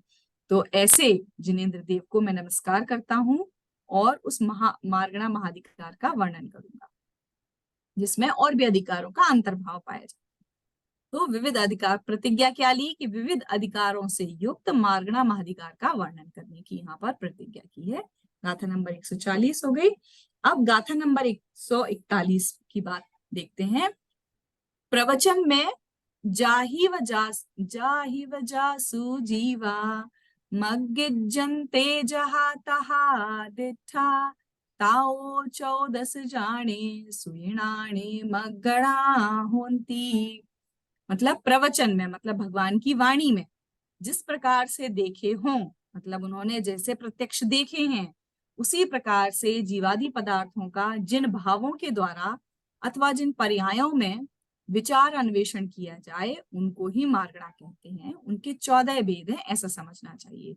तो अब मार्गणा शब्द को यहाँ पर क्या मीनिंग है वो आचार्य देव यहाँ बताने की कोशिश कर रहे हैं। और उसके पहले ये बिल्कुल क्लैरिटी के साथ वो क्लेम कर रहे हैं कि भगवान ने अपने केवल ज्ञान में जैसे देखे हैं जीवादि पदार्थ और उनके जैसे भाव देखे हैं, मैं उन्हीं की बात कर रहा हूँ। ये मेरे अपनी घर की बात नहीं है ना। जो भगवान की वाणी में आया मैं उनको बिल्कुल वैसे के वैसे ही उन्होंने कहा और उसी को मैं प्रेजेंट कर रहा हूँ। तो किसको कहा मार्गणा? मार्गणा का मीनिंग क्या समझना हमको कि जिन भावों के द्वारा, भाव यानी परिणाम, जीव के परिणाम विशेष, तो जिन परिणामों के द्वारा या जिन पर्यायों में विचार अन्वेषण, जीव की खोज की जाए उसको मार्गणा कहते हैं, है ना। ये देखिए दोनों आपके टेबल जब बनाई ना मार्गणा वर्ड का मीनिंग में, इसमें दोनों बातों को ले लिया। सबसे पहले तो क्या कहा? सर्वज्ञ वीतरागी द्वारा उपदेशित श्रुत के अनुसार जो प्रवचन है, मतलब भगवान ने साक्षात जैसा देखा है जीवादि पदार्थों को, उसकी बात है ये। और मार्गणा शब्द का मतलब क्या है कि जिन परिणामों के द्वारा या जिन पर्यायों में जीव की खोज की जाए, विचार अन्वेषण किया जाए, मतलब हम क्या कर रहे हैं? जीव को खोज रहे हैं, है ना। किस लक्षण से खोज रहे हैं? जीव के परिणामों के द्वारा या उनकी पर्यायों। तो अब अगर हम जीव को खोजने निकले तो जीव तो मिलेगा हमको 3 लोक में, है ना। 3 लोक में ही जीव मिलेगा। तो उस 3 लोक के क्षेत्र को ना हम मार्गणा समझ लें, है ना। बिल्कुल ये गलती नहीं करनी है। उस 3 लोक के या उस क्षेत्र को हमको मार्गणा नहीं, उस जगह को मार्गणा नहीं कहते हैं। मार्गणा कहते हैं जीव के ही उस परिणाम को या जीव की उस विशेष पर्याय को।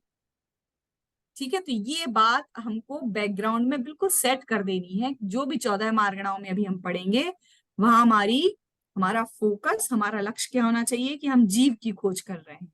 और जीव की खोज का बेसिस क्या है? उसका परिणाम या उसकी पर्याय, ना कि कहाँ पाया जा रहा है, उस क्षेत्र की बात बिल्कुल भी नहीं है। ठीक है, तो जिस परिणामों के द्वारा, जिन परिणामों के द्वारा या जिन पर्यायों में जीव की खोज की जाए उसको क्या कहते हैं? उसको मार्गणा कहते हैं। तो ये जो हम जब 6 करण पढ़ते हैं तो एक करण है और एक अधिकरण है, द्वारा और मैं। थोड़ा अगर याद हो तो आप इसको ऐसे बिठा सकते हैं। अब गाथा नंबर 142 142, ये गाथा भी बहुत सुंदर है और हम जब सीख रहे थे तो हम सबने ये बाय हार्ट की थी। मैंने कहा था ये याद रखिएगा ताकि आपको 14 मार्गणाओं के नाम बहुत हमेशा बिल्कुल छोटे से उसमें आपको गाथा के रूप में याद हो। एक बार पढ़ते हैं इस गाथा को भी, और आप सभी भी कोशिश कीजिए कि ये गाथा आपको लर्न हो जाए।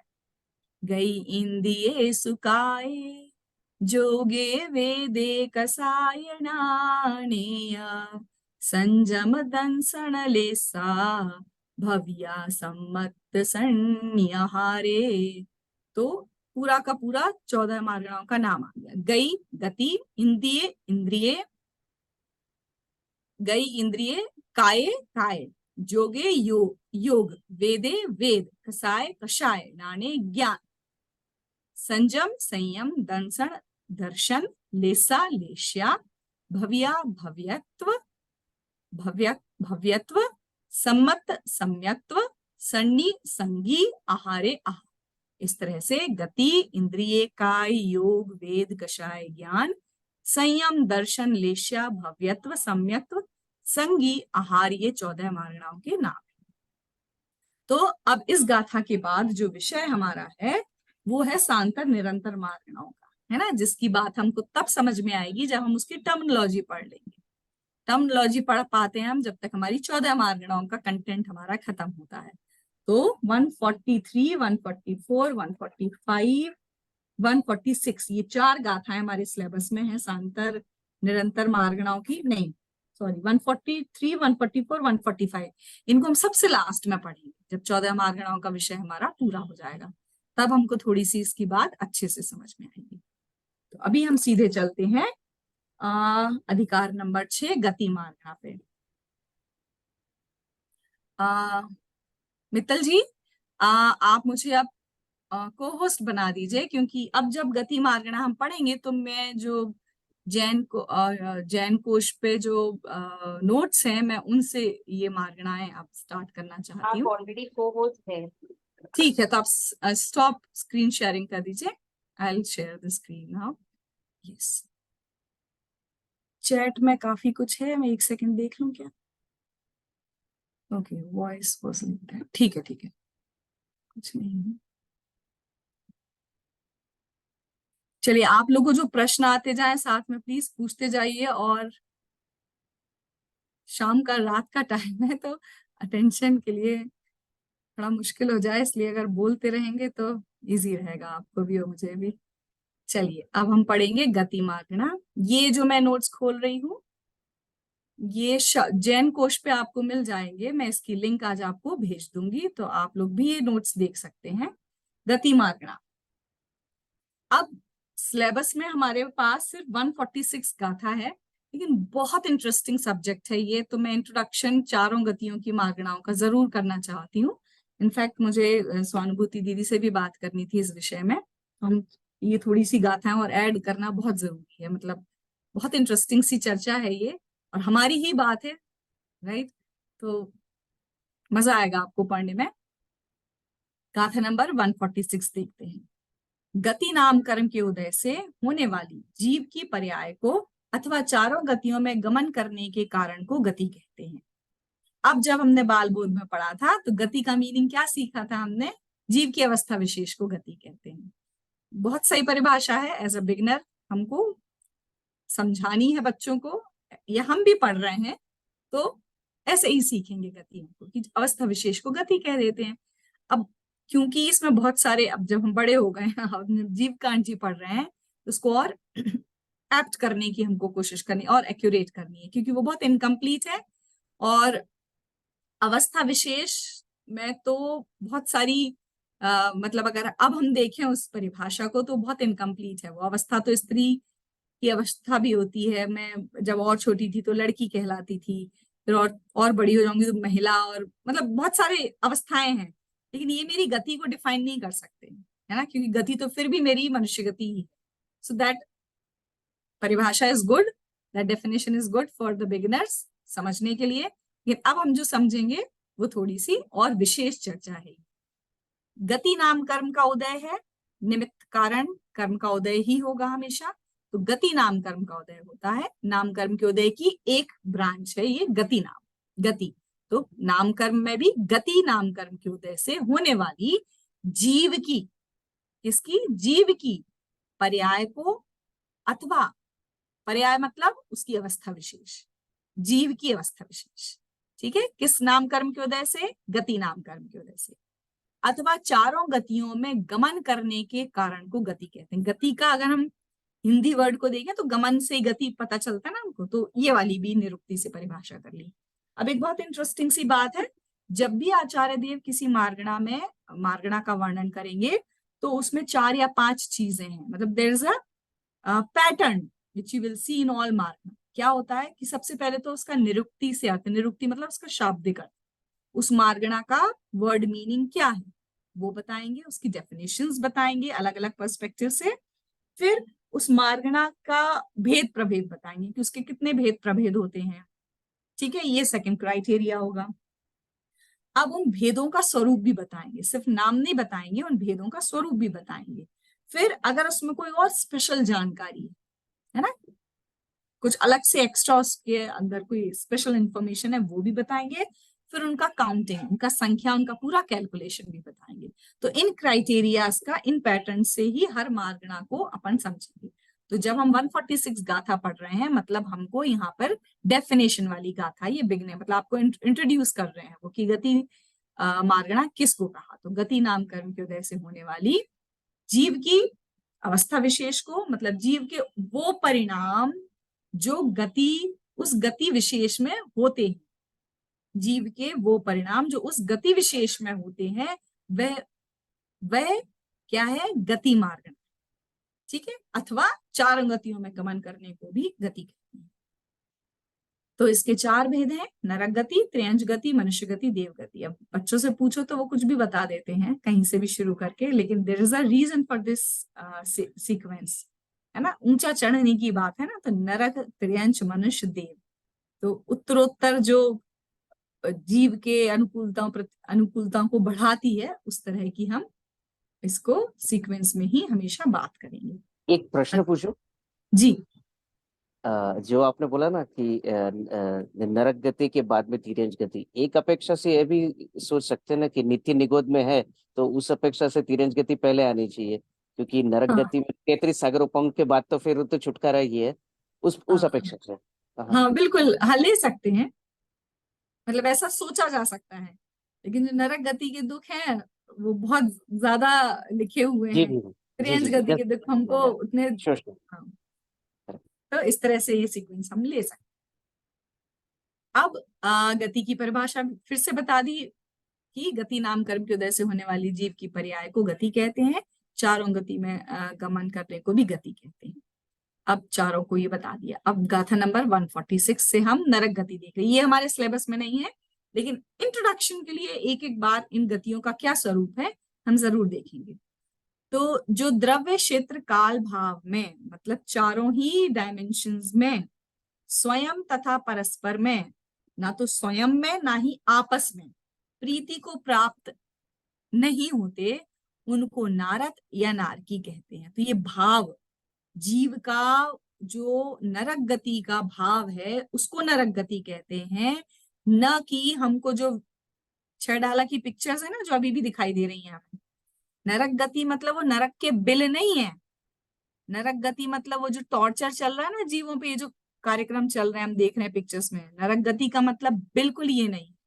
नरक गति का मतलब है जीव का भाव, क्योंकि हम जीव समास पर जीव कांड जी पढ़ रहे हैं, तो जीव के भाव पे हमारा फोकस रखेंगे हम, है ना।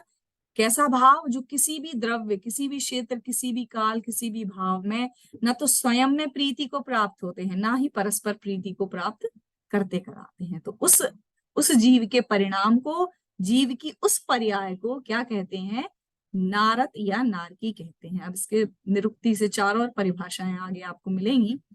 और दूसरे तरह से कैसे कहेंगे कि नरक गति नाम कर्म के उदय से होने वाली जीव की अवस्था विशेष को नरक गति कहते हैं। ये चार परिभाषाएं बहुत सुंदर है।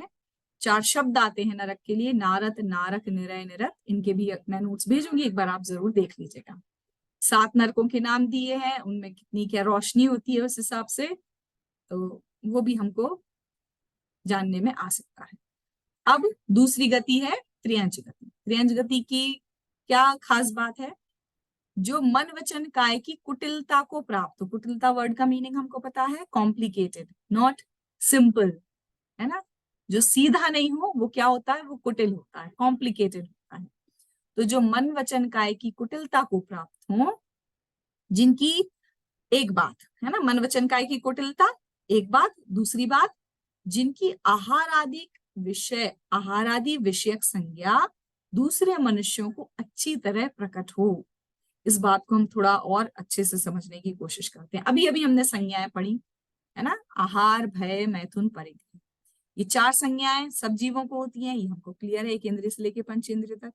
लेकिन जिनकी ये संज्ञाएं एकदम खुलेआम होती हो, देखने में आती हो सबके, हमको सब कुछ देखने में आता है, तो ये क्या कहलाते हैं, इस तरह की भी इनका एक पहचान है कि जिनकी आहार आदि विषयक संज्ञा दूसरे मनुष्यों को अच्छी तरह प्रकट हों, वे जो निकृष्ट हों, है ना, जो अज्ञानी हों तथा जिनमें अत्यंत पाप का बाहुल्य पाया जाए उनको त्रियंच कहते हैं। तो जो त्रियंच गति का जीव है उसके परिणामों की ये बात है। कैसे हैं उसके परिणाम? मन वचन काया की जिसमें कुटिलता है, सरलता नहीं पाई जाती है ना। कितने सारे, मतलब आप प्लांट से लेके आप बिल्कुल संगी पंचेंद्रिय पशु भी देख लें अगर आप, तो उनकी कुटिलता जो है वो देखते ही बनती है ना।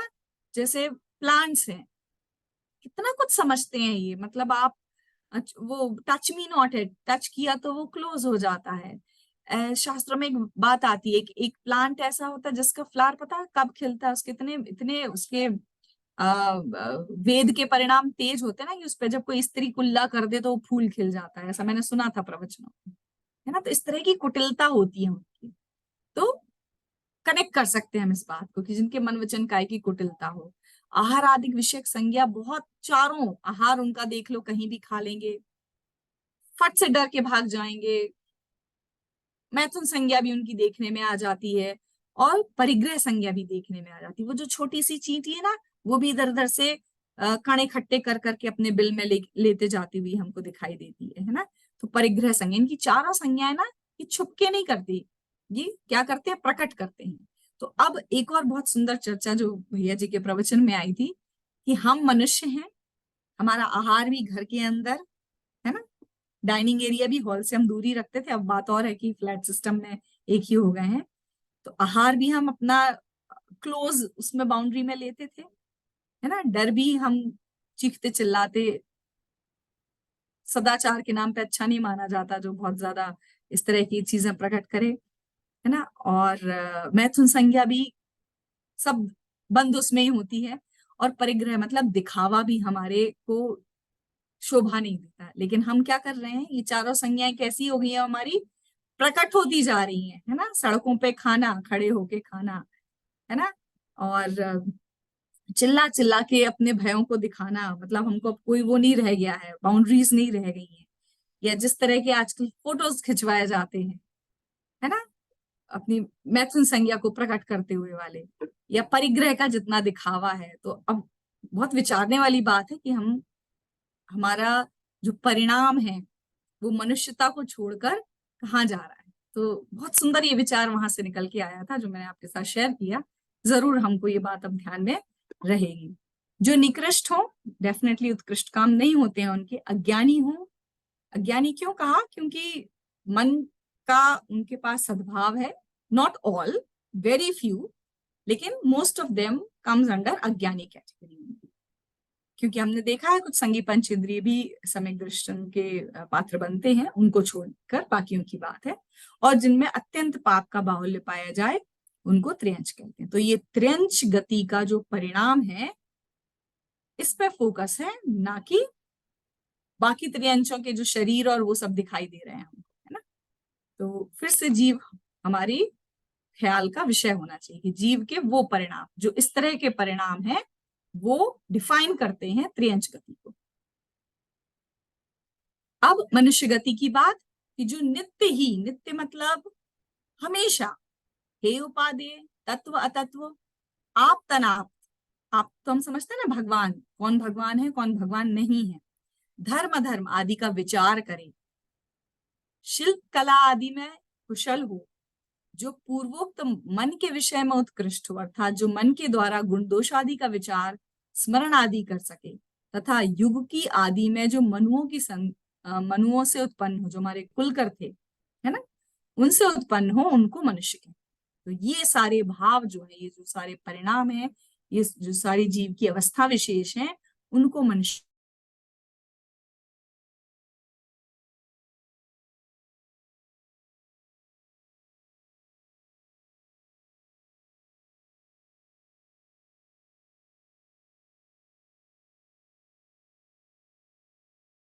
हमारे लक्ष्य की बात करते हैं, तब भी हमको पता है कि 7 तत्वों में क्या है क्या उपादेय है। चलिए जैनी नहीं है, आम मनुष्य है, तो भी उसको पता है कि मेरे लिए क्या ठीक है और क्या ठीक है। ये निर्णय करने की शक्ति है ना, ये परिणाम उसके अंदर पाया जाता है। वो मनुष्य गति की सबसे बड़ी पहचान है।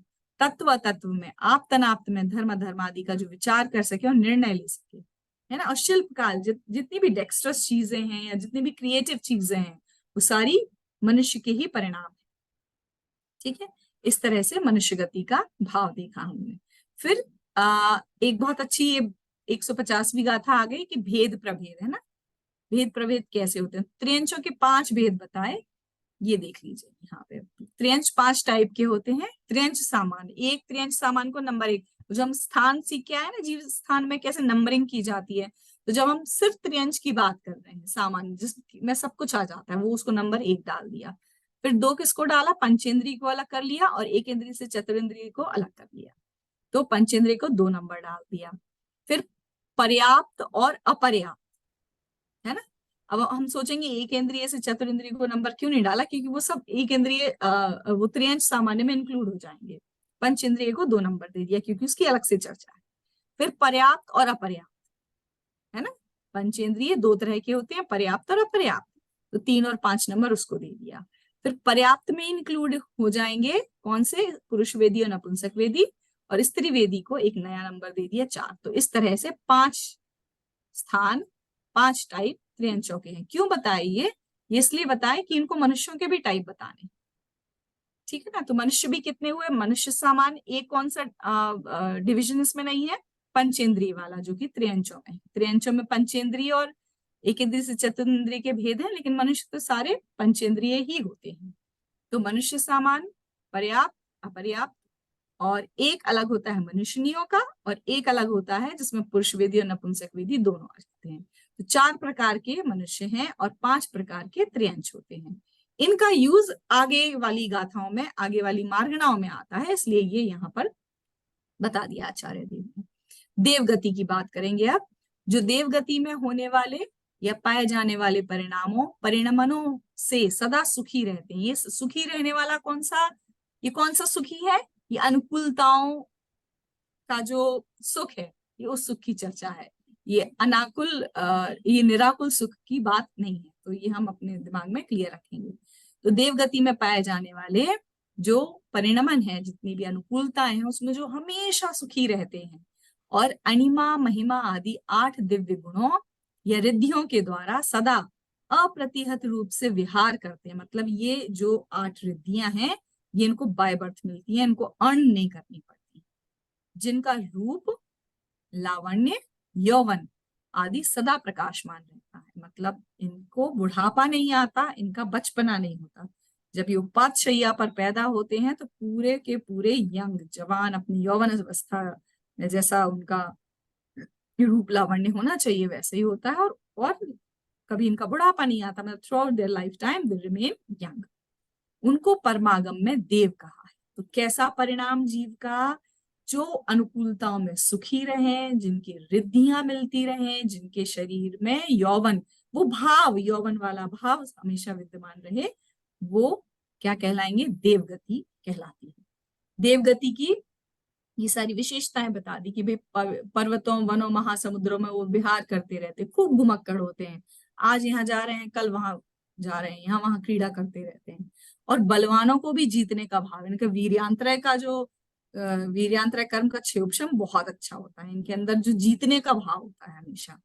विशिष्ट दीप्ति को धारण किए होते हैं, पंच परमेष्ठी आदि की वंदना में रत होते हैं, और पंचेंद्रिय के विषय भोगों में हमेशा कैसे रहते हैं, मुदित रहते हैं, आनंदमय रहते हैं। तो इन सब भावों को मिला के बनती है देव गति, है ना। 4 तरह के होते हैं, पहले भी हमने तत्वार्थ सूत्र में देखे थे, भवनवासी, व्यंतर, ज्योतिषी और वैमानिक। फिर उसी का पूरा ये सब डिटेल है, ठीक है। अब लास्ट गाथा है, किसकी गाथा है, पंचम गति की गाथा है। क्या है, सिद्ध गति, जो जन्म, बुढ़ापे, मरण और भय, है ना, इन सबसे अनिष्ट संयोग, इष्ट वियोग से रहित, जन्म, बुढ़ापा, मरण, भय से रहित, अनिष्ट संयोग, इष्ट वियोग से रहित, संज्ञा या वांछाओं से रहित, रोग आदि से रहित होते हैं। वो कैसे होते हैं, कौन होते हैं, वो सिद्ध गति के जीव होते हैं। तो इस तरह से गति जो है मार्गणा यहाँ पर समाप्त होती है। अब इसके आगे जितनी भी इसकी जो गाथाएं हैं, वो कितने गति में, किस गति में कितने जीव होते हैं, वो है। इसकी जो लास्ट गाथा है वो उसमें थोड़ा सा भाव भाषण होता है कि हमको अपनी पर्याय की जो क्या कहते हैं उस वर्ड को, महिमा है, उसका जो रेयर जो हमको मिला है ना, उसकी हमको थोड़ी सी महिमा आती है। तो आखिरी वाली गाथा बहुत सुंदर है, जिसमें कंपैरिजन दिया है कि किस गति में कितने जीव। अच्छा, एक बहुत सुंदर देखिए, एक गाथा आती है 157 और नहीं 158 ही है, जिसमें आप लोगों ने कहीं सुना होगा ना कि 3 लोक में कुल कितने मनुष्य हैं, तो 2 to the power 28, या इसको कहते हैं 29 अंक प्रमाण टोटल मनुष्यों की संख्या है। तो वो 29 अंक प्रमाण निकालने का इतना सुंदर तरीका आचार्य महाराज का है। ये देखिए आचार्य देव का ये जो पूरी गाथा लिखी हुई है ना, इसका एक एक लेटर जो है वो एक एक नंबर को रिप्रेजेंट कर रहा है। यहाँ क का नंबर 1, खा का नंबर 2, ग का नंबर 3, इस तरह से आचार्य देव ने इनमें जितने शब्द 158 गाथा के जितने शब्द है ना, इसमें से मानुष पज्जत संख का सिर्फ इसका मीनिंग है, बाकी जितने ये वर्ड लिखे it has no meaning, it's just a code word. Very interesting गाथा। हर लेटर का एक नंबर है और उसको आप रखो तो ये नंबर निकल के आता है, विच इज लाइक 29 अंक प्रमाण, है ना। तो जो हम पढ़ते हैं ना कि कितने मनुष्य हैं 3 लोक में, पूरे 3 लोक में नहीं, 2.5 द्वीप में कितने मनुष्य हैं, 29 अंक प्रमाण, 29 नंबर। ये देखिए आपके सामने 29 नंबर आपको दिखाई देंगे। तो 29 अंक प्रमाण टोटल मनुष्य है। तो इस तरह से ये दी है, बहुत ही इंटरेस्टिंग गाथा है ये। तो आखिरी वाली गाथा पर बस चलते हैं, विच इज वेरी इंटरेस्टिंग। पूरी एक एक, हाँ ये वाली देखिए, चारों गति की संख्याओं का क्रम।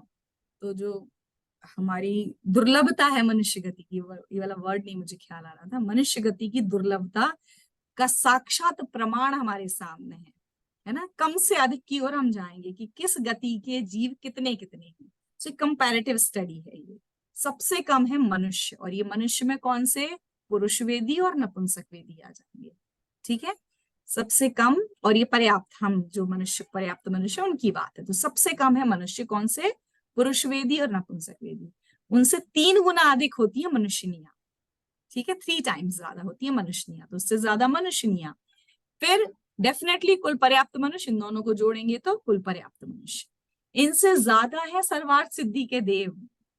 कितनी मजेदार बात है ना। अपने को कैसे लगता है सर्वार्थ सिद्धि पहुंचना कठिन है? डेफिनेटली कठिन है, कठिन इन द सेंस बहुत प्रयास पुरुषार्थ की बात है। जरा सी चूक हो जाए मोक्ष मार्ग में, तब कहीं जाके जीव सर्वार्थ सिद्धि पहुंचता है। तो सर्वार्थ सिद्धि में जितने देव हैं उससे भी कम मनुष्य हैं, और फिर उससे ज्यादा है 4 अनुत्तरों के देव, उससे ज्यादा है 4 अनुदिशों के देव, उससे ज्यादा है 9 ग्रीविक के देव। 14 कहा मैंने, 9 अनुदिश के देव, फिर 9 ग्रीविक के देव। उससे ज्यादा संख्या है 15वें 16वें स्वर्गों के देव की, उससे भी ज्यादा संख्या है। मतलब जैसे जैसे नीचे आते जाएंगे ना, देवों की संख्या बढ़ती जाती है।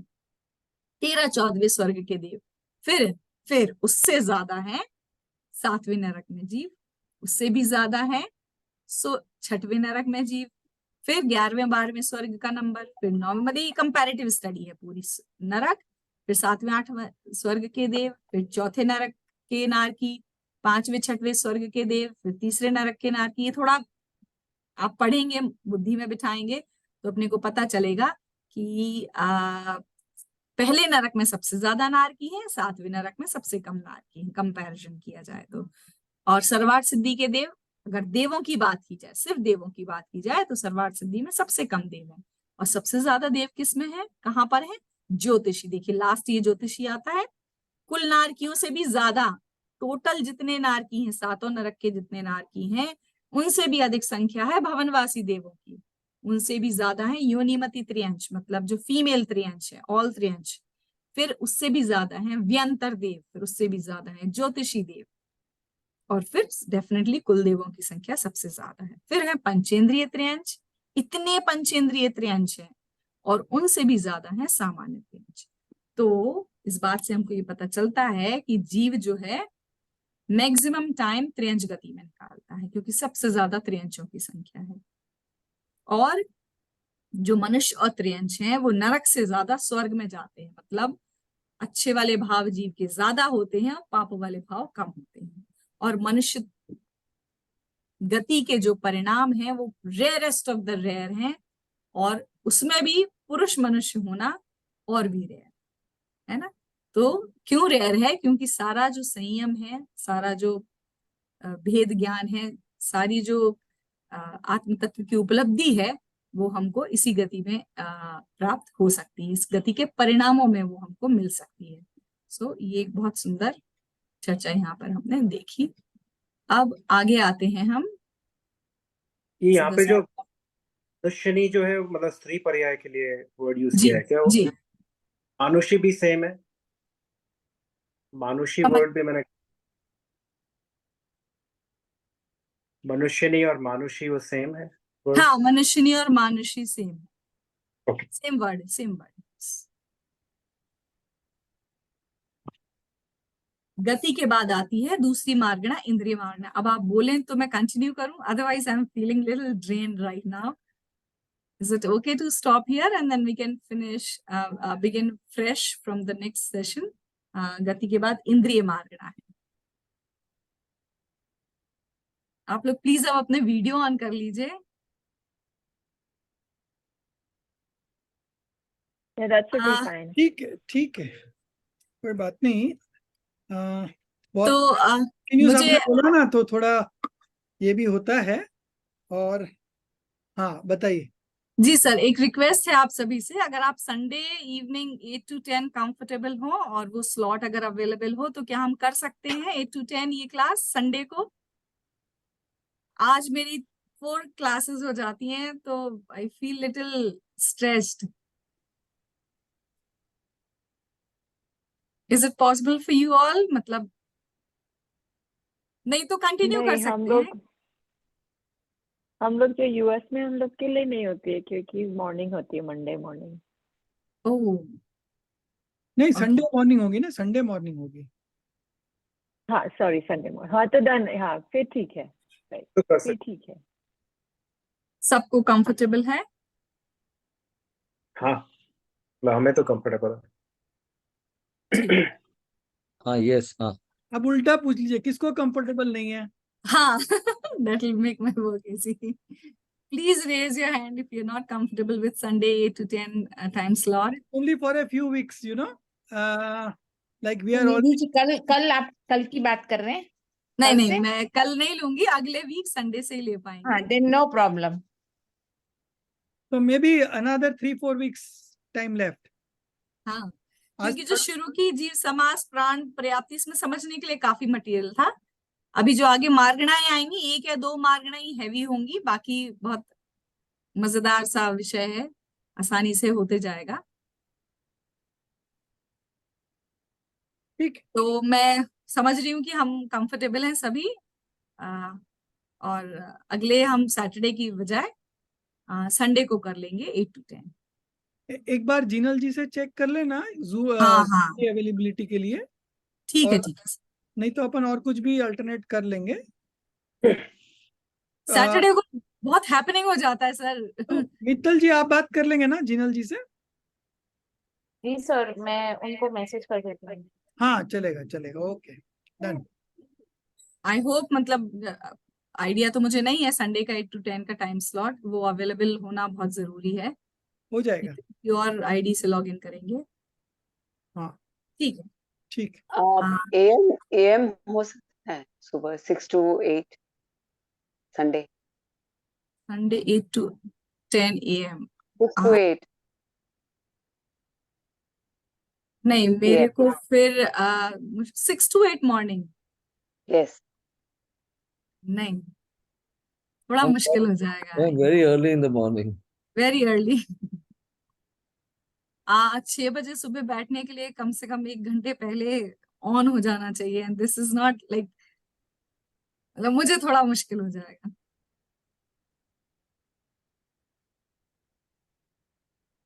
एक्चुअली मॉर्निंग होने से इजी रहता है। हाँ, ये तो Morning है, में फ्रेश बहुत- रहेगा सभी का। हाँ, अभी अपन देख लेते हैं जूम का अवेलेबिलिटी। मोस्टली तो मिल जाना चाहिए, नहीं तो अपन अल्टरनेट कुछ करेंगे।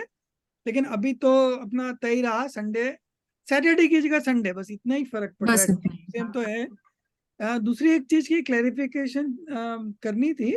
जी सर। तो ये है कि हमने उस दिन बताया था कि मलेच खंड कौन सा है, तो जी। मैंने वो कहा था कि द्रविडियंस। हम्म। भूपेश जी ने बताया कि नहीं, वैसा नहीं है, द्रविडियंस भी आर्यखंड के ही पार्ट है। और ये जो पूरा अपनी पृथ्वी है, अर्थ, वो पूरे, प्लैनेट अर्थ। हाँ, पूरे आर्यखंड का बहुत स्मॉल पार्ट है, पूरी अपना अर्थ। और मलेच, जो मलेच खंड में रहते हैं उसको मलेच कहते हैं, और वो हमारी गैलेक्सी से बहुत दूर है। ये सारी बातें भूपेश जी ने क्लैरिफाई करी है।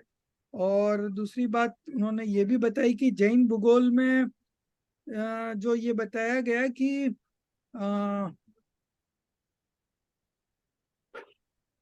जैसे हम लोग बोलते हैं ना कि अर्थ फ्लैट है और सूर्य चंद्रमा जो है वो पृथ्वी की परिक्रमा देते हैं, तो हम लोग इसमें कंफ्यूज हो जाते हैं कि हम इसी को अर्थ मानते हैं, इसी को अपन आर्यखंड मान रहे हैं, और हम इसी को जो सूर्य चंद्रमा हम देखते हैं उन्हीं को, जो सूर्य चंद्रमा भूगोल में बताया, हम उन्हीं को मानते हैं। लेकिन ये सब चीजें we have to look at a very broader perspective कि अर्थ तो जो है वो आर्यखंड का एक बहुत ही छोटा सा पार्ट है।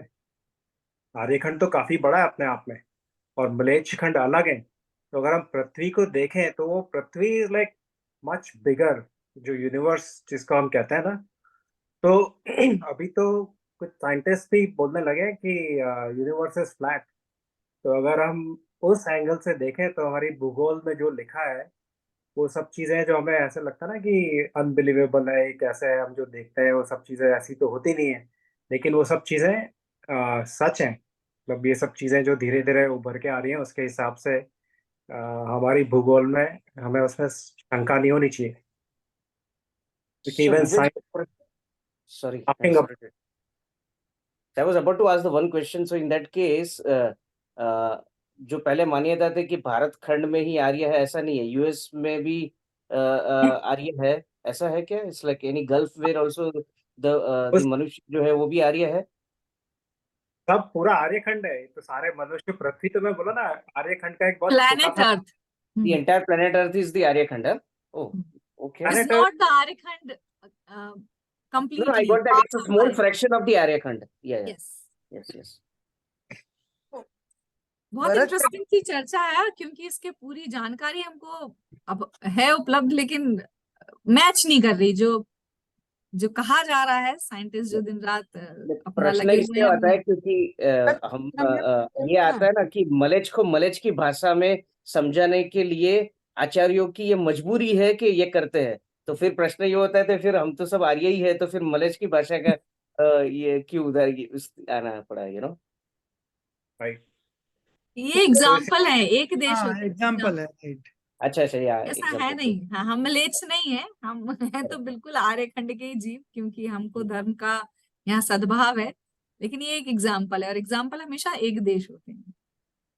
कहते हैं और ना, एक हमको भरत खंड में 25.5 देश ही आर्य, बाकी मलेच्छ खंड में आ जाते हैं। अपन भरत क्षेत्र में है ना, जी। भरत क्षेत्र के 25.5 देश में आर्य क्षेत्र है, बाकी मलेच्छ खंड में। ऐसा मैं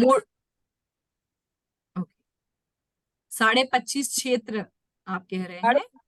जैसे छोटे छोटे पार्ट देश जैसे बना देते हैं ना, हाँ हाँ।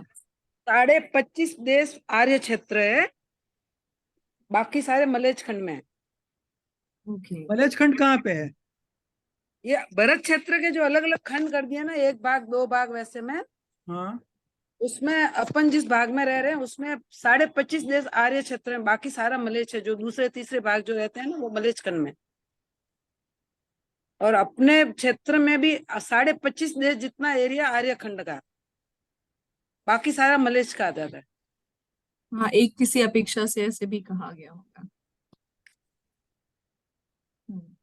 तो ये आप जरा छाबड़ा जी से पूछ के क्लैरिफाई कर देना ना, ये मलेच्छ खंड और जी सर, है ना, ये एक्चुअली कई बार आया होगा उनके, लेकिन मैंने कभी डायरेक्टली सुन नहीं पाया पूरी बात।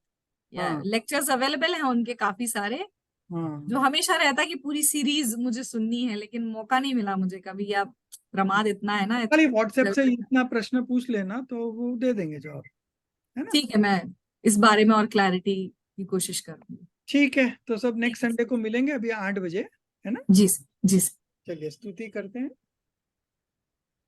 निज निधि निज में बताई, यह अनंत उपकार है, उसके लिए जिन वाणी माँ को वंदना 7 बार है, उसके लिए जिन वाणी माँ को वंदना 7 बार है।